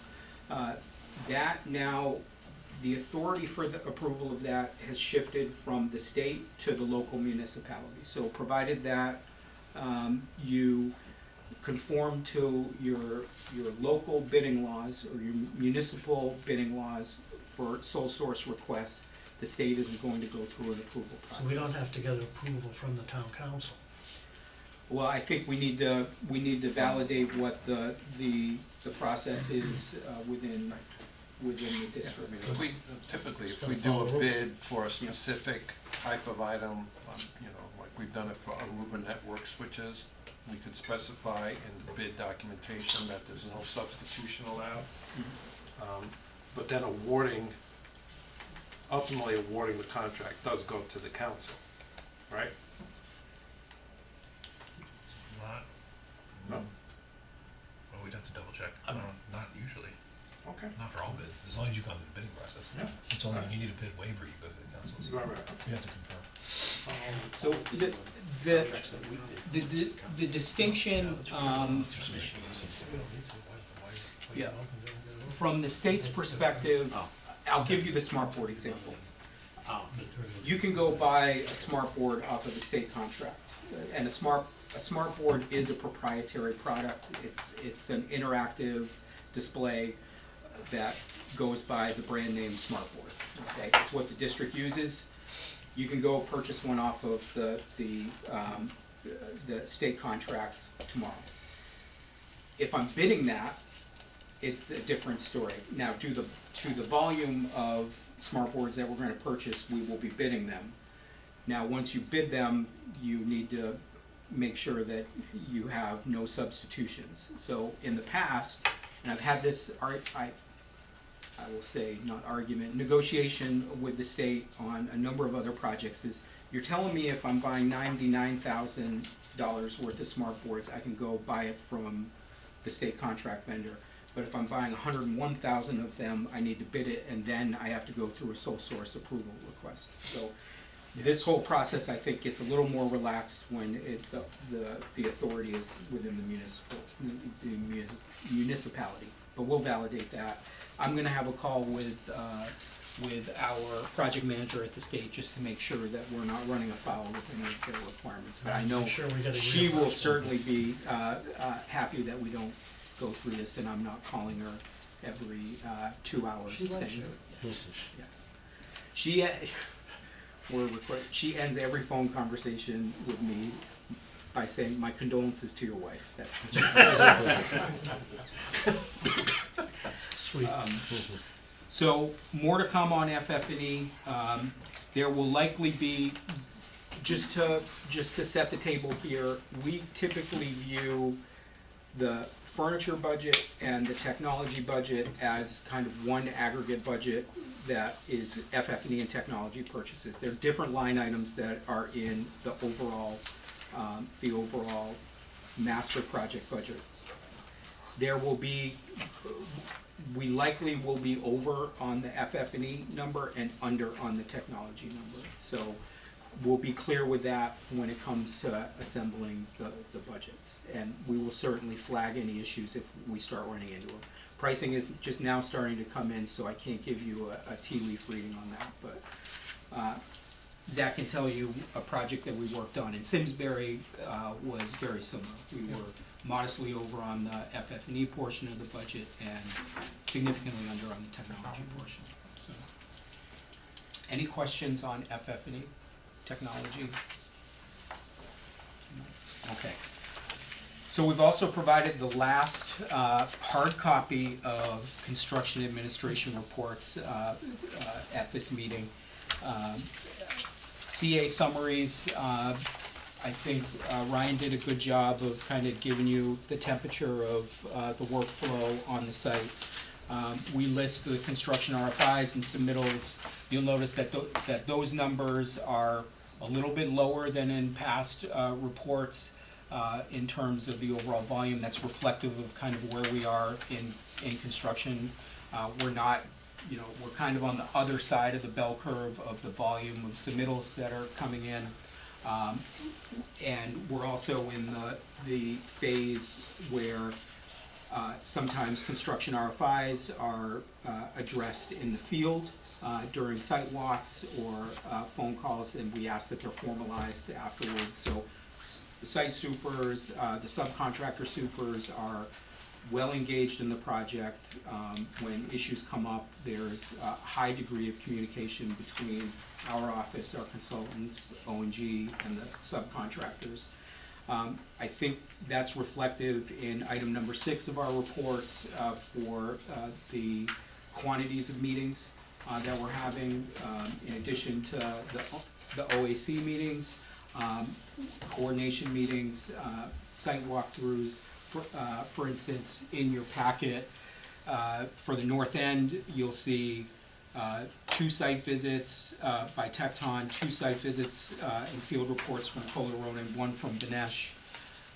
And at Norton, basically the same frequency. So as a project team, we're in the field often and engaged with, I think we have all of our consultants on every OAC meeting, not always in person, but at least virtually. And it's been, I will say it has been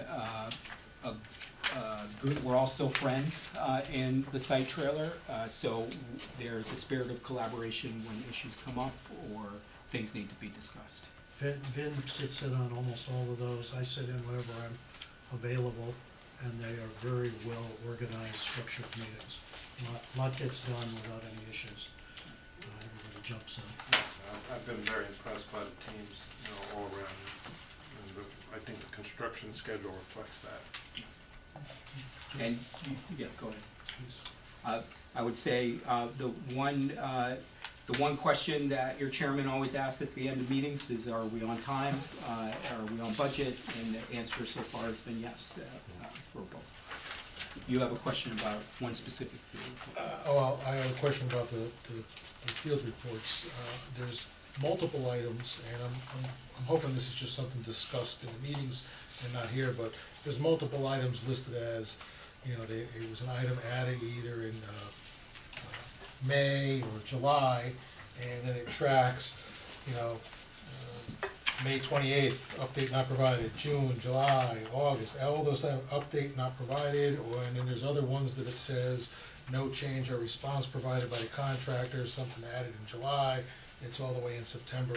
Are these things that have already been discussed as, hey, we'll get to it when the guy gets back, or are these things that are just? Is that North End?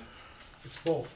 Okay, so the North End one, there was a period of months where, for whatever reason, we were not receiving, Tecton was sending, but we were not receiving those, and whether it was a bad email or whatever, we got all of those to us earlier, at the beginning of the month, we realized the issue of the missing reports, so we got all those, so my team is working on them, and they're gonna have responses to all of those questions for both schools. But the North one is why you see some of the longer ones, dating back months on end, right, is because we weren't actually seeing those reports yet. So that's not Did that happen on both? nope, just on Norton, or North End, on Barnum, so that's why you see, Barnum has ones that go back much farther, some of the other ones are on Still Norton. back to July. I mean, we're several months out. Correct, but these are reports, again, we are working on addressing those, some of them have been addressed in the field, and we have to provide documentation to them. So I have spoken with my teams about that, and they are working on putting responses to all the items that are shown in there. But you are absolutely correct in pointing that out. So the one rule I have for my team and by extension our consultant team is that, if you see something, say something. If there's something that comes up in the field that is very important, we grab the site super, we address it in the field. When things show up on field reports, they stay on them until they become resolved. So, because we can't just ignore them. No, I understand. I was just curious why, if it was normal to have some things. In 4 some months. instances, yes. In some instances, yes, because on some of these, we've been having meetings with the design team and our subcontractors to find proper responses or results. In some instances, it is where my team needs to respond quicker, provide the documentation so that they can close out the reports. You said you're on it and you're addressing all of them? Absolutely. I'm satisfied. I think it's important to note that the design team will close out the items on their own. They like to see it visually to close it, so they won't close it unless they have that visual. And sometimes it's just there's other priorities to keep the project moving. And they'll fall back and address the item, and then it'll get closed out. So I hear what you're saying, but if I put something on a report in July and then I go back 2 weeks later, and then 2 weeks later, then 2 weeks later, and 2 weeks later, and my report is keeping that open and I'm addressing it, I mean, I don't think they just got too busy and missed it 9 yeah, no, business. I'm not saying they're missing it. I'm just saying It's an item of concern. Yeah. Yep. And regardless of the reason, if you guys keep seeing that on there, I would think it would be incumbent on O&G to say, hey, you guys didn't check this off, but it's done. We want a clean list there. So, I mean, I had this exact conversation with my teams earlier this week, because when I looked at the reports that came out earlier this week, I said, guys, we have May items that haven't been responded to, that's not acceptable, so. I You mean, are I- 100% yeah. right in pointing that out. I don't understand, yeah, I mean, I guess I'm just not following what your point is, I mean, just Yeah, because no, the design team doesn't, it's still incumbent upon the No, I'm my contractor to say it's completed. Yeah, no, my point is just that the project won't finish without somebody saying it's been closed out officially through a report and with a response, whether it's the response from the contractor and then the architect. Well, I got it, closing we it just out. don't wanna have like concrete poured over something that Yeah. needed to be Oh, fixed and absolutely. visualized, and And- then somebody says, well, now it's a change order because you guys weren't on top of me. And I It's- think that goes back to what Justin said. If the bigger items are not addressed in the field, that's where they're meeting in the field. They're talking to the guys in the field to make sure that it does get addressed. So I think they're all big items, my Yeah, own personal opinion. absolutely, understood, absolutely, yep. And a lot of the items have been addressed but haven't been updated, and that's a problem too, right? You answered my question completely. Perfect. Okay, I'm gonna move us along. Rich, can I, go ahead. Go. I was just gonna ask Laurel if I had forgotten anything in my update. No, I don't think so. I think I would second that. The communication's been very open. I think some of these items that look like they're lingering in the field reports, we have been having meetings about, like the duct hangers. There was a lot of back and forth between O&G and the design team, talking about a substitution that, was an equivalent product, but just didn't match what was submitted. So we've come to resolution on a few of these things that just aren't quite reflected yet. I don't know if I could just slip something in here, because Justin mentioned the fact that we would have to have a joint meeting with the board. The other thing that I was hoping to do is have a walkthrough of the two sites, or at least one site with this group. I mean, as a committee, like, the construction is so far along, it'd be great to get you there. I'd like to get you there with the board and town council as well. Just to see both sites, do a walkthrough late one afternoon, at least present that opportunity. And I was looking at a couple of dates, but also, I guess I could share more broadly, but if we have to try and wedge this together with a joint meeting of the board and this group, that might be a way to kill a lot of birds with one stone. We do have a board meeting scheduled for November 6th.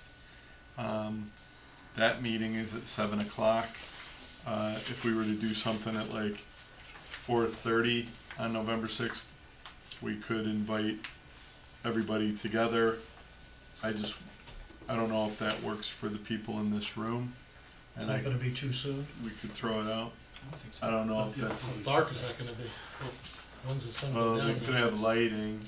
We have lighting inside the buildings. Oh, we're closed up now, that's Yeah. right. So we have temp lighting in both buildings. Closed up in Norton, so we're not closed up in Norton. We still have temp lighting. We're still closed up enough. I mean, you can walk through from 4:30 to 6:30. And I think that's right about when the clocks change. I think the clocks might change that weekend too. But, Happy to host that, and make that tour happen. Would You tell me when. Or would you guys be okay with the 6th, and then we would go from there to a joint meeting with the board? To just Yeah, it's a do the Thursday, so- approval? It's a Thursday night, yeah. Because if that's the case, Sean and I can start to message our respective friends for, how much time do we need if we're doing a quick run through one building and then quick run through the other to get Probably do them both in to 2 this hours. building at 7? Yeah, so if we did like 4:30 to 6:30, maybe had some sandwiches real quick at the end and came back here for a meeting? Or actually, that meeting is gonna be at Dodd that day. But I'll send out information. So that would probably be North first, Barnum first, and then Norton, because isn't that closer to? It's kinda right in the middle, but, Key thing To for me Dodd. is to make sure we have a quorum. right, so I'll send out an invite tomorrow. Yeah, people take a look at your calendars, let me know if that's gonna be a problem. You had me at sandwiches, Joe.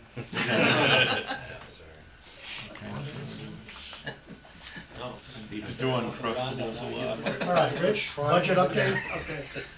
All right, so here we have the budget. You wanna pull that out? I can run through the numbers.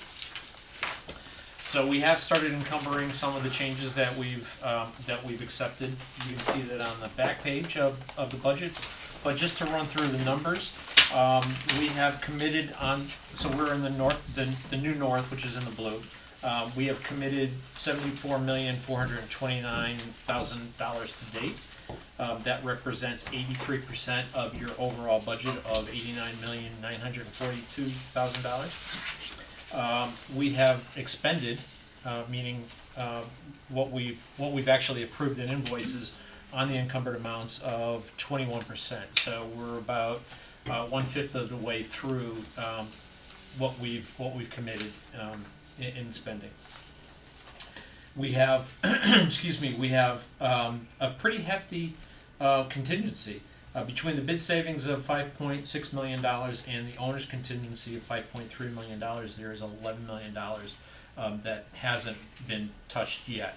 We're obviously going to discuss some changes tonight, but for the most part, we've come through site work with relatively or no changes, and that's a tribute to ONG and how they put their GMP together with the allowances and with the contingencies, that we were able to cover that within the GMP as opposed to coming back for changes for anything that may have occurred on the site. So that $11 million represents 12% of your overall budget, and that's still right now all intact.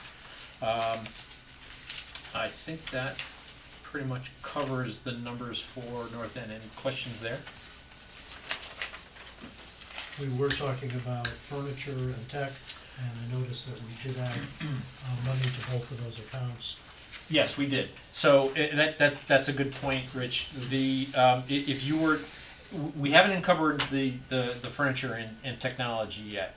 If we were to encumber all the amounts that are in the budget, that's another 3%. So while we've encumbered 83%, when we get to the furniture and technology, that's another 3%. So you're only going to be at 86% if we don't touch any of the contingencies at all. Okay. Can I ask a question? I know Jim sent an email today, but we've still not received Right. a penny of reimbursement. Yeah. Really? Nothing. Nothing. And so since June, it's Why is that? it's crazy. Yeah. So since the summer, we've been meeting monthly with Jim Jascott, and I think we finally got through all of the issues with the state and the special legislation, and we put our first reimbursement in on July 14th. July 14th, from July 14th until about now, there have been a couple of questions and iterations that we've had to go back to the state for. So there were 2 versions that we went back to the state for. We learned last week that we've kind of cleared all of those hurdles, and our understanding is that we'll receive the first payment by the end of next week. I don't have that exact amount, Sean. I've been hearing that for weeks, but I hear you. Yeah. No, I'm Yeah. Is there a cash flow shortage? I mean, I think we're owed like $15 million at this point. a lot of money. So, yeah, it's a lot. I mean, I'm not gonna say it's a shortage, but it's not great. We're still able to pay. I thought we were gonna have our at least first reimbursement in the May or June timeframe. So Yeah. it's a lot Somebody later. owes you than I thought. $15 million, you pay attention, yeah. Yeah. So yeah, It's a stressor. yeah. And that's why we set up these monthly meetings with Jim and with Andrew, so that we can update on what we know, what the state is telling us. And actually, the state doesn't really communicate through us; they have to communicate through the superintendent's office. So, we've had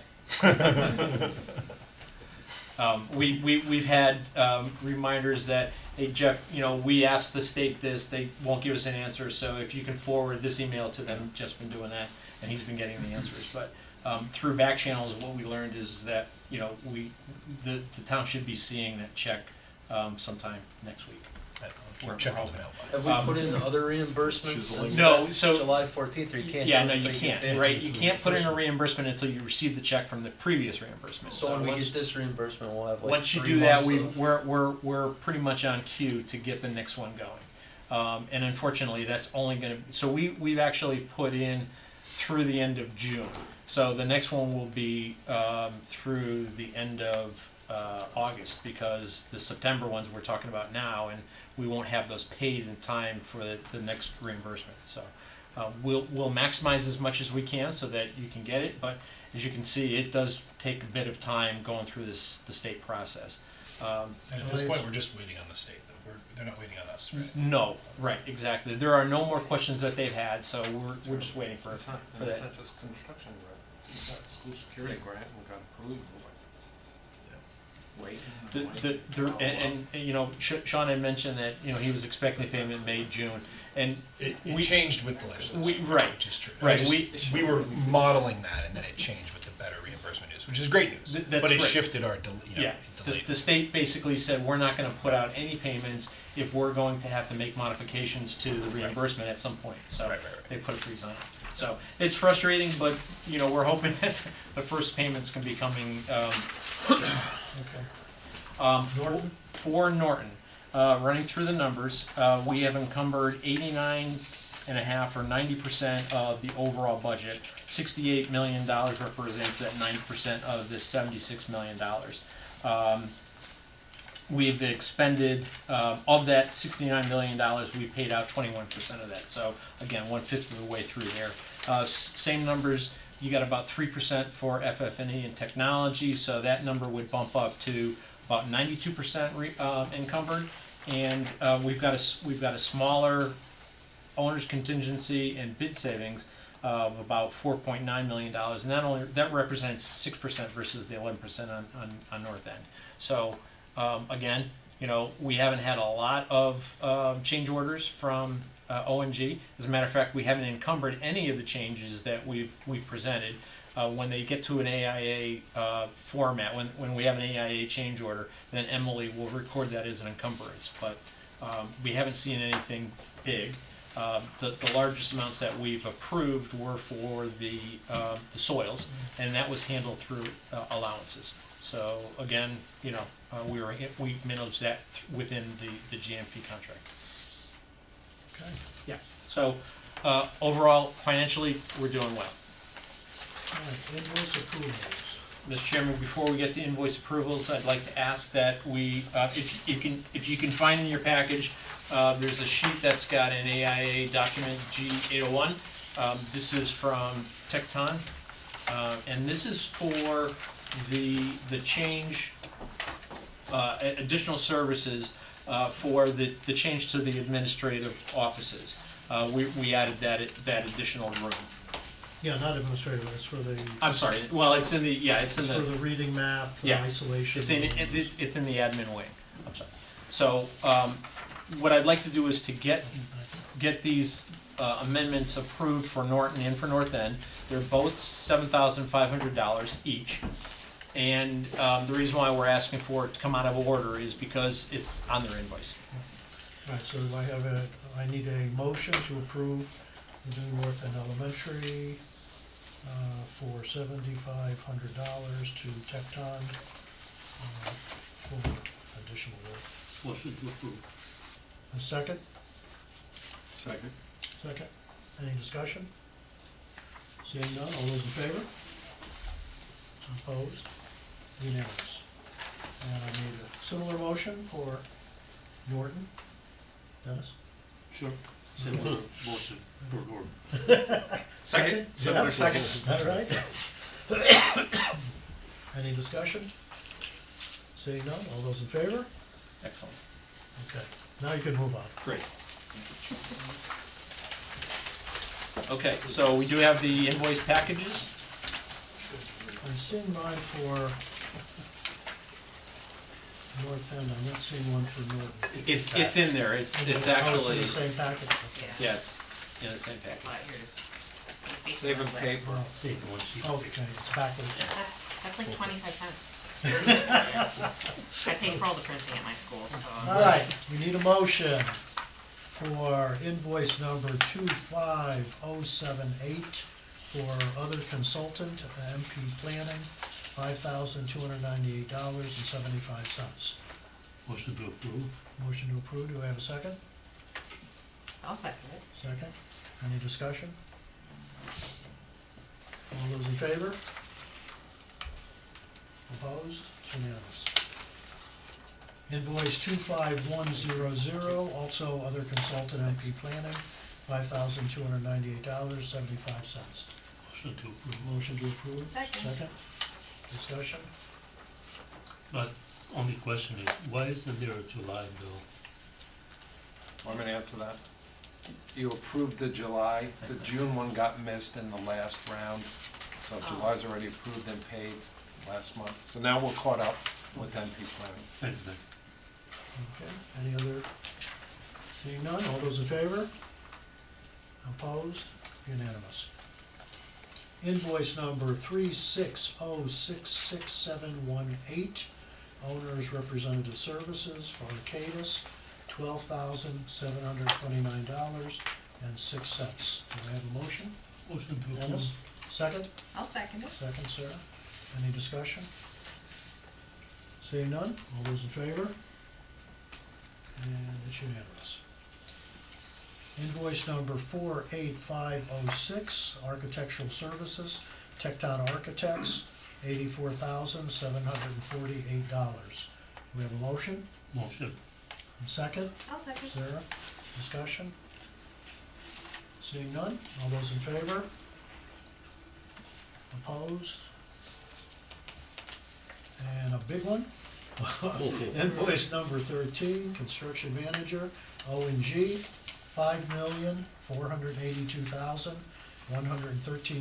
$5,482,113.96. Do we have a motion, Dennis? Motion to approve. And a second, Sarah? Second it. Discussion? Okay, seeing none, all those in favor? Opposed? And it's unanimous. Okay. Norton School. Invoice number REV 13166, Material Testing Services, Testcom Incorporated, $40,530.60. Do we have a motion? Motion to approve. Motion to approve, second. I'll second. Discussion?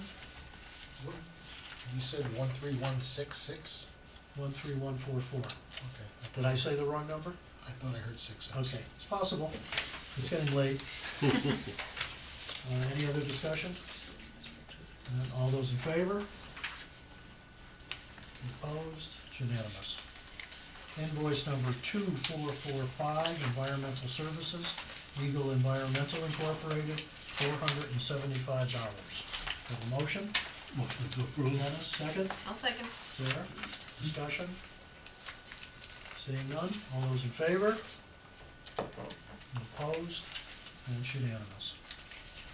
Invoice number 3606671, Owner Representative Services, Arcadis, $12,889.07.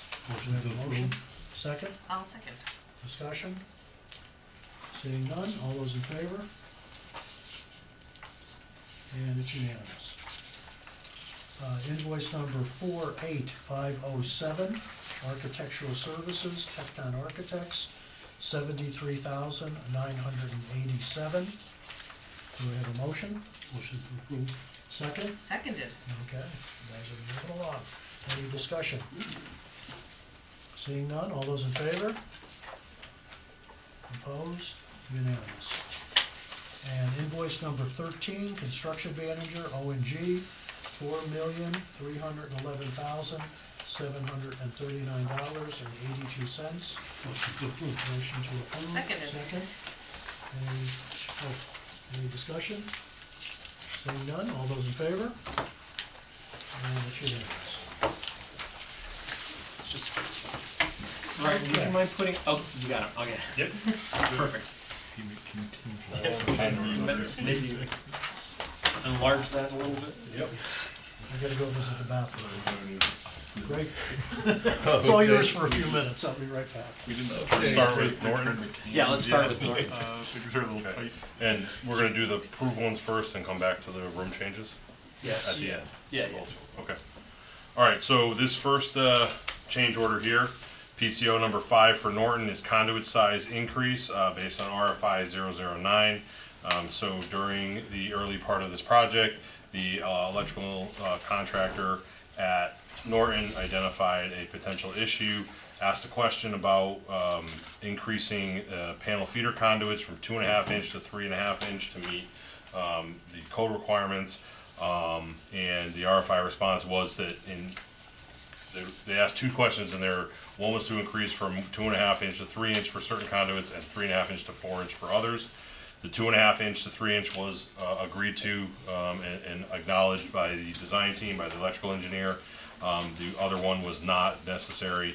This change order in the amount of $4,003 for the contractor plus ONG's markup for a grand total of $4,123 was to increase that the conduits, so material and labor costs to increase the conduits from 2.5 inch to 3 inch PVC.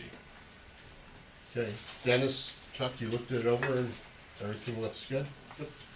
Okay, is there a motion to approve? It doesn't look good, It but doesn't look it's good, but acceptable. it's approved, okay. Is there a motion to approve PCO 005, the amount of $4,123? So moved. Second? All those in favor? Opposed? Unanimous. Revert back to Rich now. The baton We got through passes. one, There we right? go. Where do we at? Tag team, we got one done. All right, For, we doing Norton or we doing Norton. Norton, okay. Yep, so we're on to We did the first one. 18R1. PCO 18R1, Route 42, North Brooksville Drive, for anyone that knows the area. Utility pole relocation cost, this was bulletin 26. So there was always the intention to relocate this utility pole that is out at the front of at the street of the Norton property. When we met with Eversource and Frontier to talk about this relocation, they basically said, nope, we don't agree with what was shown on the drawings. We want this moved an additional 10 feet farther, I don't know, is that south down that road? If you're coming out of the school left. So farther away, it had to be relocated to get out of the way of the new driveway that's going in. They wanted it another additional 10 feet. As everyone knows, Eversource gets to make their own rules. Whether or not they agreed to it at the time or one department agreed to it at the time of design, the construction department that came out and evaluated told us we had to move this. So there was some additional, so this is for a grand total of $14,381 coming out of the CM allowance for temporary and permanent utility items. I shouldn't say issues, utility related items. Most of this was additional site work, additional excavation, sidewalks. We had to put in an additional pull box and a little bit of additional electrical to extend the new wire, new cables and wires coming off that pole, that additional 10 feet. But this is coming out of the CM allowance and is not going to add anything to the GMP. Okay, do we have a motion to approve PCO 18R1? Motion to approve. Motion to approve, do we have a second? Second, any discussion? Okay, all those in favor? We really don't have any option there. Put the poll back. In the driveway. All right, the next one. All right, PCO 26. This is Eversource transformer electrical connection fees. This was a known fee that was going to be coming down the way. We just didn't know at bid time, so we carried an allowance. Same allowance we just utilized to pay for the last utility item we just talked about. So this is a direct fee from Eversource for $13,767.44 being paid from the CM allowance. No additional cost to the GMP. Motion to approve. Motion to approve, second? Second. Second, Chuck. Any discussion? Seeing none, all those in favor? It's unanimous. So we're going to jump to North End and go through the rest of the for approval PCOs, and then we'll fall back and talk about the CPS requested room changes in both schools. I'm sorry you had to sit for so long. All right, PCO 8R1. This was RFI 6. This is North End Barnum School. RFI 68 added floor sink in the kitchen.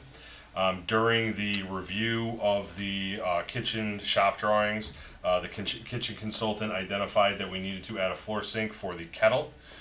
So this is the cost to add in a floor sink for the kettle. There were floor drains shown in there in the design team, but this is in addition to those floor drains. It's an added requirement by the consultant.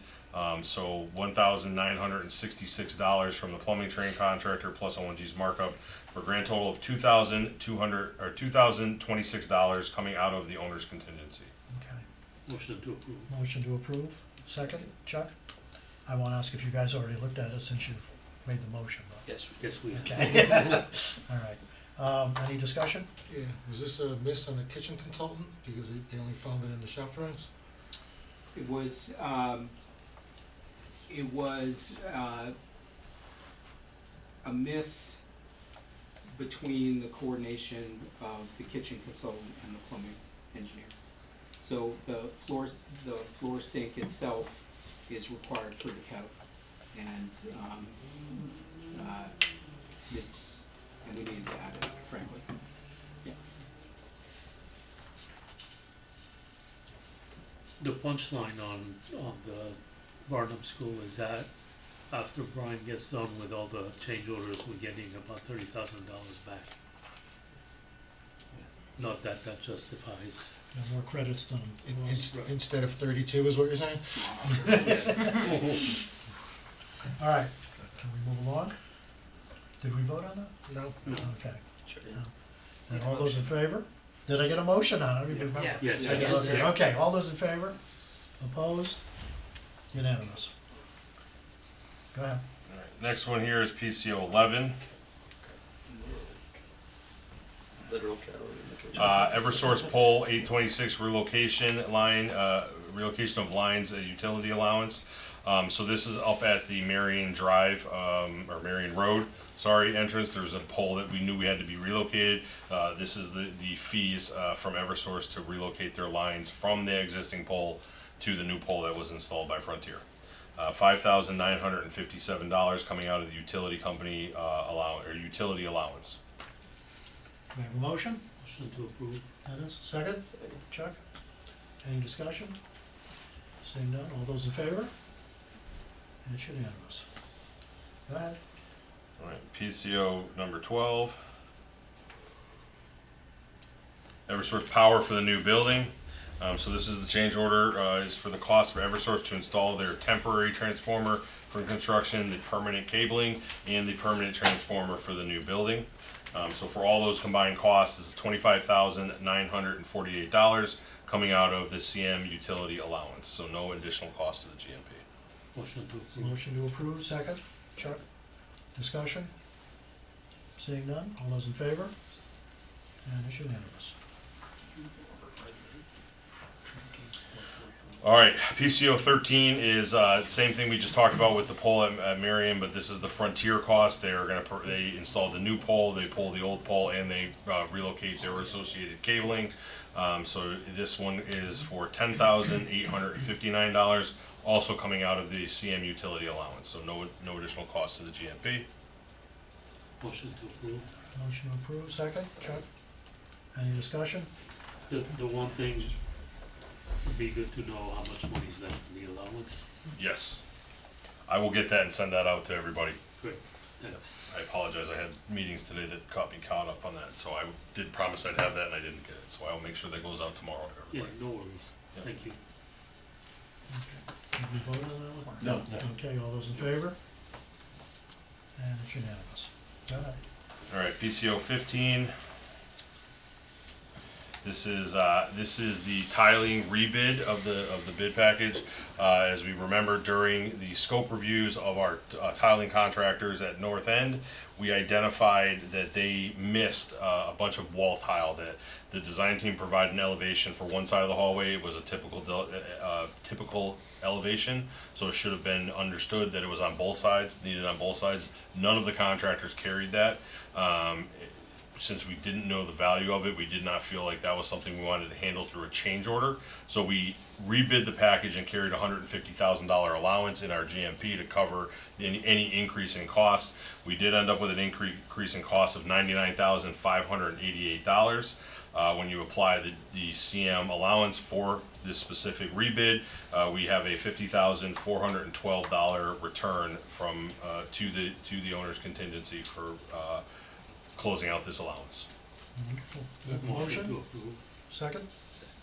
Any discussion? All those in favor? 2 hands up. We're trying to get in there quickly, Who yeah? says no? All right, go ahead. The next one we have here is PCO 16R1. This is the existing guardrail, new entrance along Marion Road. So not at the upper corner, the farthest northern, I guess that's northwestern corner, Yep. but in the middle of the property, that second entrance that comes in, there's an existing guardrail in that area that was not shown to be demolished or to be removed. There is a requirement for that to be there, but we did have to modify it, so this is the cost. There was an RFI asked, the design team provided documentation on, after, I believe, discussions with the town, what was necessary, what needed to remain. So this is the cost to do the work, to open up that guardrail and do some modifications to it. Do we have a motion? Motion to approve. Motion to approve, second? Second. Any discussion? Yeah, it would be the second oopsie for Manesh. One more, we're gonna be going into the big O for omissions. So, I will say that it is an oopsie, and I will say that there will be more, throughout the course of the project. Our obligation, to the owner, per our contract, is to make sure that when these things come up, we address them, in the best interest of the project, first, to make sure that we get it correct. And there are always, when these type of things come up at these building committees, they never reflect well when you look at them individually. We typically stand behind our performance on the project as a whole, and we certainly track all of our changes and change orders throughout the project. And in fact, they're included as part of your CA summaries. So there will be these that occur throughout the course of the project, and as I mentioned, our primary obligation is to make sure that the owner is protected and is getting the right product and the right solution over protecting the design team from changes. So that's our obligation to the town of Cheshire, and it's how we approach every project. And I think our performance on past projects reflect relatively low, or not relatively low change order percentages, but we are not immune to these type of things that come up. That's my spiel. You'll probably hear it Okay. said a couple times throughout the course of I'm moving the along. project. All those in favor? Opposed? Unanimous. All right, PCO 17 is to address water seepage along the athletic field slope. So we have the new athletic field that is just below the house at the north end. There was quite a bit of cut that had to be done in that area. When we completed the cut and started to establish that field, we did identify some groundwater seepage, and that groundwater seepage was more than you'd like to see, more than was expected. Now there is drainage for that field that was set up. So this here is additional measures to address this unforeseen water seepage that we have at the bottom of that slope. So the way I explained it to Chuck and Dennis, this is very much like a curtain drain around the edge of a house or something. They excavated out down to the pipe, and Justin, correct me if I say anything wrong, but then stone filter fabric, erosion control protections to allow for any seepage to come out, not to impact the field, not to create any ponding on that field or anything, to seep into that, what we call, I'm calling it a curtain drain. I don't know if that's the exact right terms, but it's a stone, basically stone drain, to divert the water down and into the piping to get it out of that area. Is this at the base of that stone wall? Yeah. Or Well, it's farther down? It's at that stone wall and running all the way north, to along the edge of that. All the way for the whole field? I don't know if it's the entirety of the length of the field, but there was a good section of that. We were at the bottom of that hill where the hill meets the field that we were having some significant seepage on. So the Marion side. Down the Marion side. Yeah, okay. Motion to approve. Motion to approve. We have a second? Second, Chuck? This is a run-of-the-mill, unanticipated condition. Yeah, yes. I think if you had seen the elevation before to now, it was I don't know how many feet, but a significant amount of excavation there. I get that, but, you know, that was not a surprise, that there was that much No, but excavation, so we I'm just did- asking Yeah, this is not something that the contractor would have been expected to. no. And I've worked in a number of schools where the drainage on the fields isn't good and causes problems. Every time you have rain, you got kids out. But that's not a discussion of responsibility and who owns the $10,000, which is what I'm Yeah, trying to ask. no, it was an unforeseen groundwater issue that could not have been anticipated. All those in favor? Opposed? Unanimous. Okay. Change order 20 R1, clarification of fixed louver sizes. This is based off of a bulletin. There were some louver questions that were asked. There were louvers shown on the architectural elevation drawings with the exception of the electrical room. However, louvers are shown on the mechanical drawings that did not transfer to that elevation. ONG, obviously we have a responsibility to own all the documents. This was what I would consider a buyout miss. This was something where there was a drawing showing this louver. It either should have been asked as a pre-bid RFI or could have been asked as a pre-bid RFI that would have resolved this issue.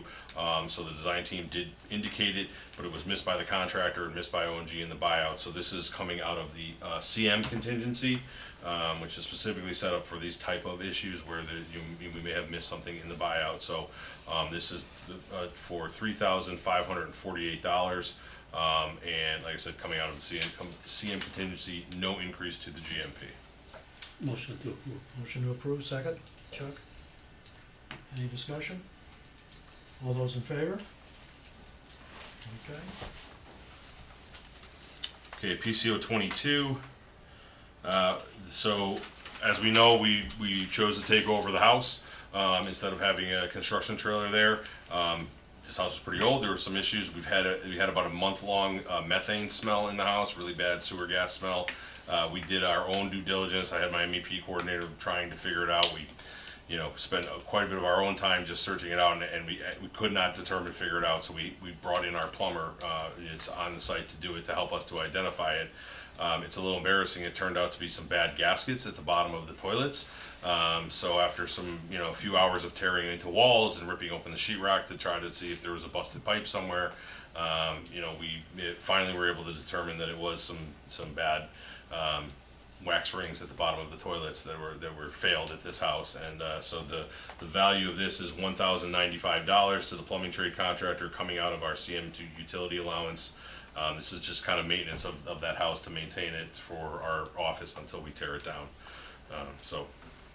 Motion to approve. Motion to approve, second. Chuck?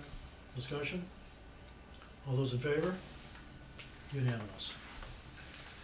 And the last one here is change order 24, PCO 24. This is to remove some fire alarm strobes at the IDF and MDF rooms. While reviewing the shop drawings from the fire alarm contractor, the fire alarm consultant, I'm not sure if this was Versteeg or one of the engineers for Coloradoan, identified that there were 5 data/IDF MDF closets that did have a fire strobe in there. Code-wise, they're not required in those rooms, so we took back those. We took a credit for those. We had a unit price in the contract for those, so this is based off of 5 alarms at, I believe, is $1,250 per alarm. That is the labor, the material to put those in. If we were to add them, it's the same taking them out. So this is a complete credit plus ONG's markup back to the owner's contingency for a total of $6,437 of credit. Motion? Second? Second. Discussion? Seeing none, all those in favor? Okay, unanimous. All right, that's all the PCOs that we had fully vetted and signed. The next two we're going to talk about are the two Cheshire Public School requested room changes. This is the addition of the De-escalation and thank reading you. and math. Calming rooms. Calming rooms and the reading, yes. So the reason these are not fully vetted yet is that we only got them to the design team last week. The design team is doing their full due diligence on this. These numbers will not increase. They will likely decrease some, not a huge amount, but a little bit. Once we get the design team's comments, ONG did an extensive review of these. I can tell you that our mechanical numbers came down by 40+% on each of them due to some contractual requirements that they were not carrying originally. So O&G spent quite a bit of time back and forth with our subs before we even got it to the consultants, but they're gonna have some additional comments. In speaking with Rich, what we would like to do here is if these are something the committee would like to move forward with, we would like you to approve these on a not to exceed basis so that we can get moving forward with some of these items. And knowing that we will come back to you with the final number that will be less than what the numbers are we're gonna present you on. Again, these are big numbers, so we wanted to gauge the committee's desire to move forward or not move forward at all with this. So what I'm presenting today is not your final number. It will be less. It will be this or less. It will not be any higher. So we're going to start with Norton. As you can see, I put in here for draft for not for approval, but after speaking, we're looking for this to be potentially, if you want to move forward with this approval as a not to exceed. So this is the RAM revisions. Their number right now is $112,035. I can tell you some of the bigger numbers. Gypsum trade is going to come down a little bit. There was a small mistake that I caught in the labor rates, so there will be some money coming out of the gypsum trade contractor, and potentially out of the HVAC contractor. Those are ones I know definitely. Then the design team may have further comments on some of the other ones. I don't expect 10 or 12 or 20,000. We might get 5 to 10,000 off of this, but I would say that's probably a high end of what you would see this to be reduced by. We have a motion to approve PCO 28, 28 for an amount not to exceed $112,035. Motion to approve for discussion purposes. Motion to approve, second? I'll second it. Second, okay. Note Jeff, you that wanna, it comes out of the owner's contingency. All of Yes. it's What's all, that? all of it's out of the owner's contingency. Yeah, this is strictly ours to own. Just confirming that's reimbursable, right? Yes. Yeah, we Do do we agree. have to change the head spec? That's probably a Justin question. I don't think we would need to change the educational specifications in this, but I can confirm that. Yeah, because those rooms are not in the head spec, right? It's a room, right? It's not multiple rooms. So, It impacts multiple rooms, but it's the Yeah. addition of You're not one adding space. square footage, you're dividing up the space Right. that was there Yeah. already. yeah, I don't think I'll confirm this. I know what was represented in the bid documents was the result of the coordination that we had done previously through schematic design and design development. Whether or not they marry up one-to-one with the ed specs, I'll have to verify that.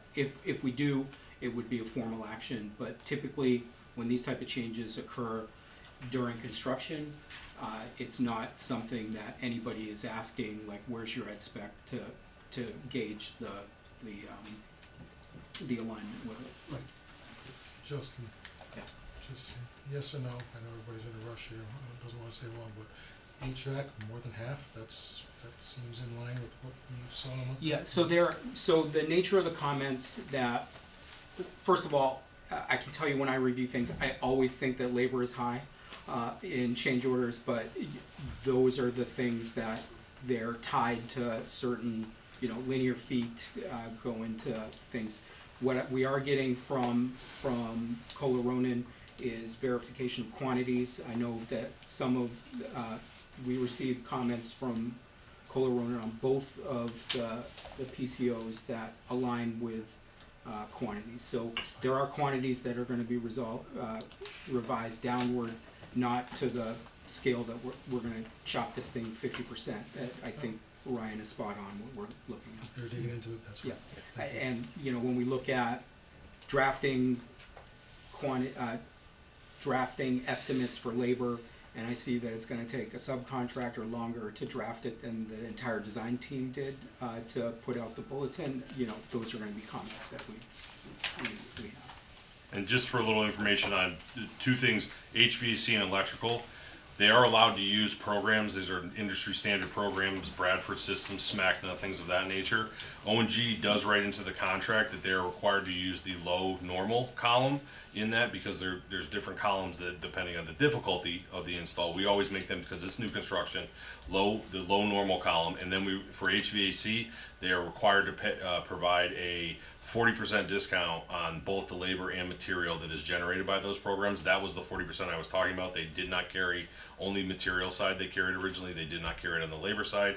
On the electrical side, we make them get direct quotes from vendors for material costs. We don't allow them to use the program to determine cost for materials. They can use the program to determine the cost for labor, and then they have to provide us with a 25% discount on the whatever that program tells you the labor costs were. So those are contractual requirements. So as Justin said, we can argue about or debate about things with the subs and negotiate with them on certain things, where Kohler Ronan would be able to maybe trim down this number as if they saw quantities that were not in line with what they felt. We would have those discussions with them. And then things like CAD, where I will fully admit I don't do CAD, so I don't know what it takes. I rely on the design team to weigh in on that for us, and that's why I didn't mark that up, but I knew that was going to be a point of contention. There might be a couple of other things in there that are not directly tied to labor or material that comes out of the program, so anyway. Yeah, I mean, for me, when I heard the number, there was some profanity included, but like when I also looked at the, when we went back and I talked to these guys who live the world every day, the state has enacted laws to address situations where students become such a disruption in the room. It's happening with that sort of frequency that there's laws about it now, about notifying people. When we have a situation where a student is dysregulated to a point where they need to really be removed from the room, they're taken out of the room. And I guess when we were going through the review process, we didn't really think about the benefit of having a place that you could take a student that's not disrupting other stuff that you have going on, that's dignified for a student to go to and a staff member that they can go into, and I think it's what been called a calming space. It is really just kind of a place to regroup where, if they're yelling or screaming or, hitting a wall or something, that it's, again, dignified, out of public view. We have that now. Frankly, I mean, it doesn't happen 3 times a day, but it happens with enough frequency that, now what we do is we're, hopefully trying to either find a quiet space in the hall or going to a conference room or something, maybe the principal's office where you're hoping they're not, picking something up to throw it. This would be a small room with an adult where, maybe a beanbag chair, where it's not, going to pose a risk to them or the adult in the room, but again, presents a dignified space to decompress. The number is certainly a lot higher than I anticipated when we had the initial conversation, I guess, but I'm not a construction person, obviously. So I guess that's a little surprising to me, but I still think, for the use and the need that we have it, again, it wasn't something that we initially built into the initial, because we've been used to not having it and using places, and then we realized to ourselves, why are we doing this to ourselves and our kids if we're building a new space and we know that the demand is there? We should at least explore it. So I really appreciate your consideration of this at both buildings, and I know I speak for these guys, but they're here too if you have questions that maybe they could better address. Want to say anything? I mean, I think we're just gonna say that, like, what Dr. Solon said is, unfortunately, it has become a greater demand, for us to find spaces for some of these children to de-escalate, and we, as we said, to have a private space to do that, where their peers are not around, other children are not walking in the hallway, so it's unfortunately a bigger need at this time. Yeah, I mean, I would ditto what, Jody said, and, I wanna say, it's such a privilege to be here tonight, and thank you for all this hard work that I'm watching, all these decisions and invoices that you vote on, to make these schools a reality for us. We're so grateful.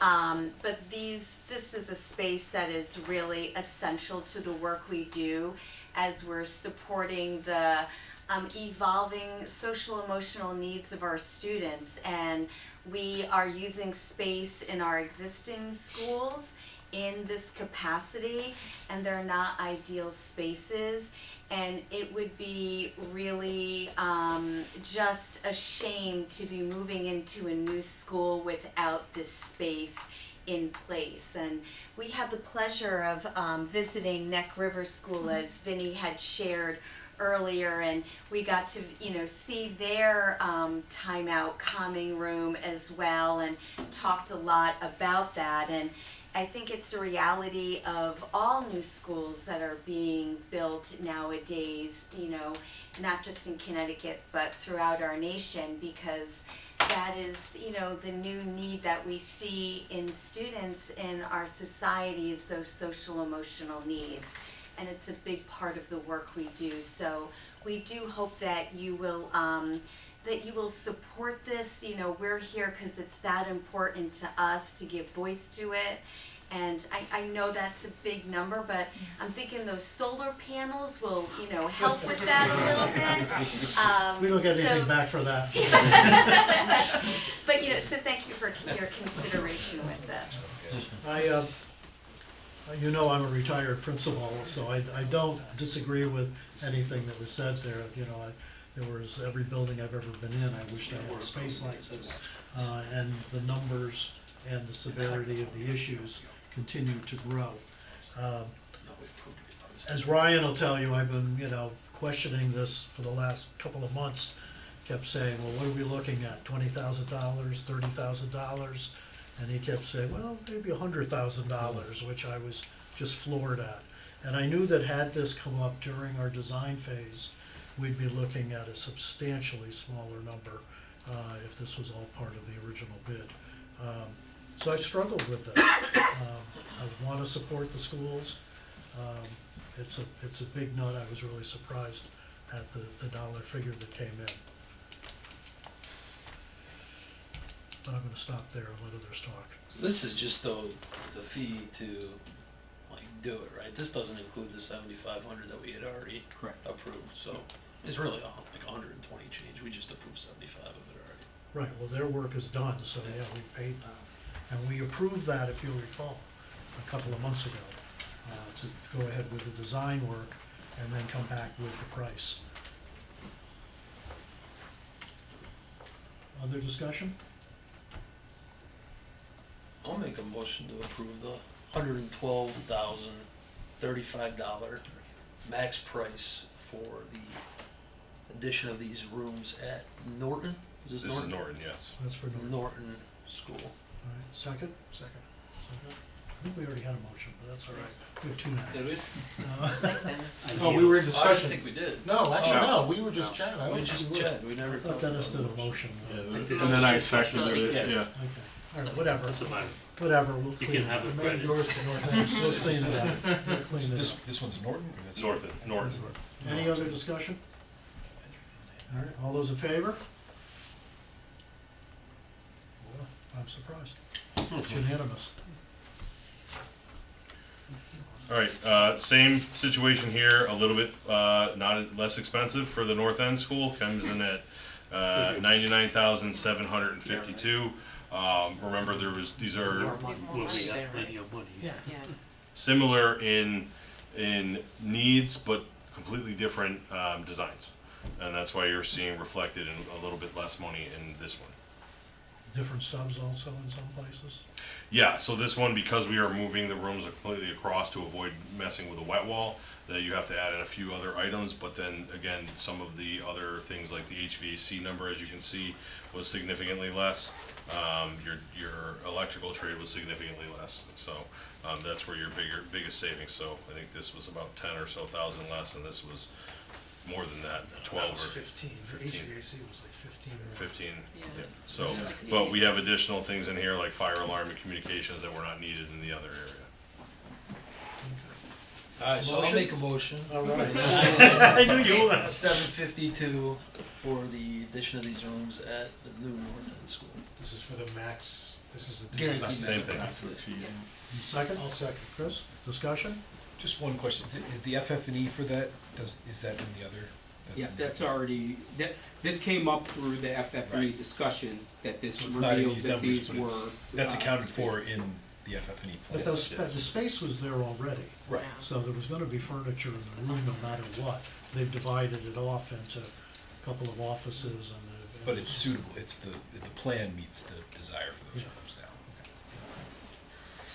Anything else? All right, all those in favor? And it's unanimous. Appreciate it, guys. Thank you, thank you so You're much, welcome. thank You're you. welcome. Always wanna get you what you need. Thank you very much. And that's it, adjournment. Do we have a motion to adjourn? Yes. You can adjourn. I wanted that I'll paper move. from you. I'll move to What do you adjourn. want? Sean? You got me? We have a motion to adjourn. It was I Jeff, motion, Sean, and then Sean second. seconded. Seconded it. All those in favor? All right, we are adjourned. So what is your? Sean, I'll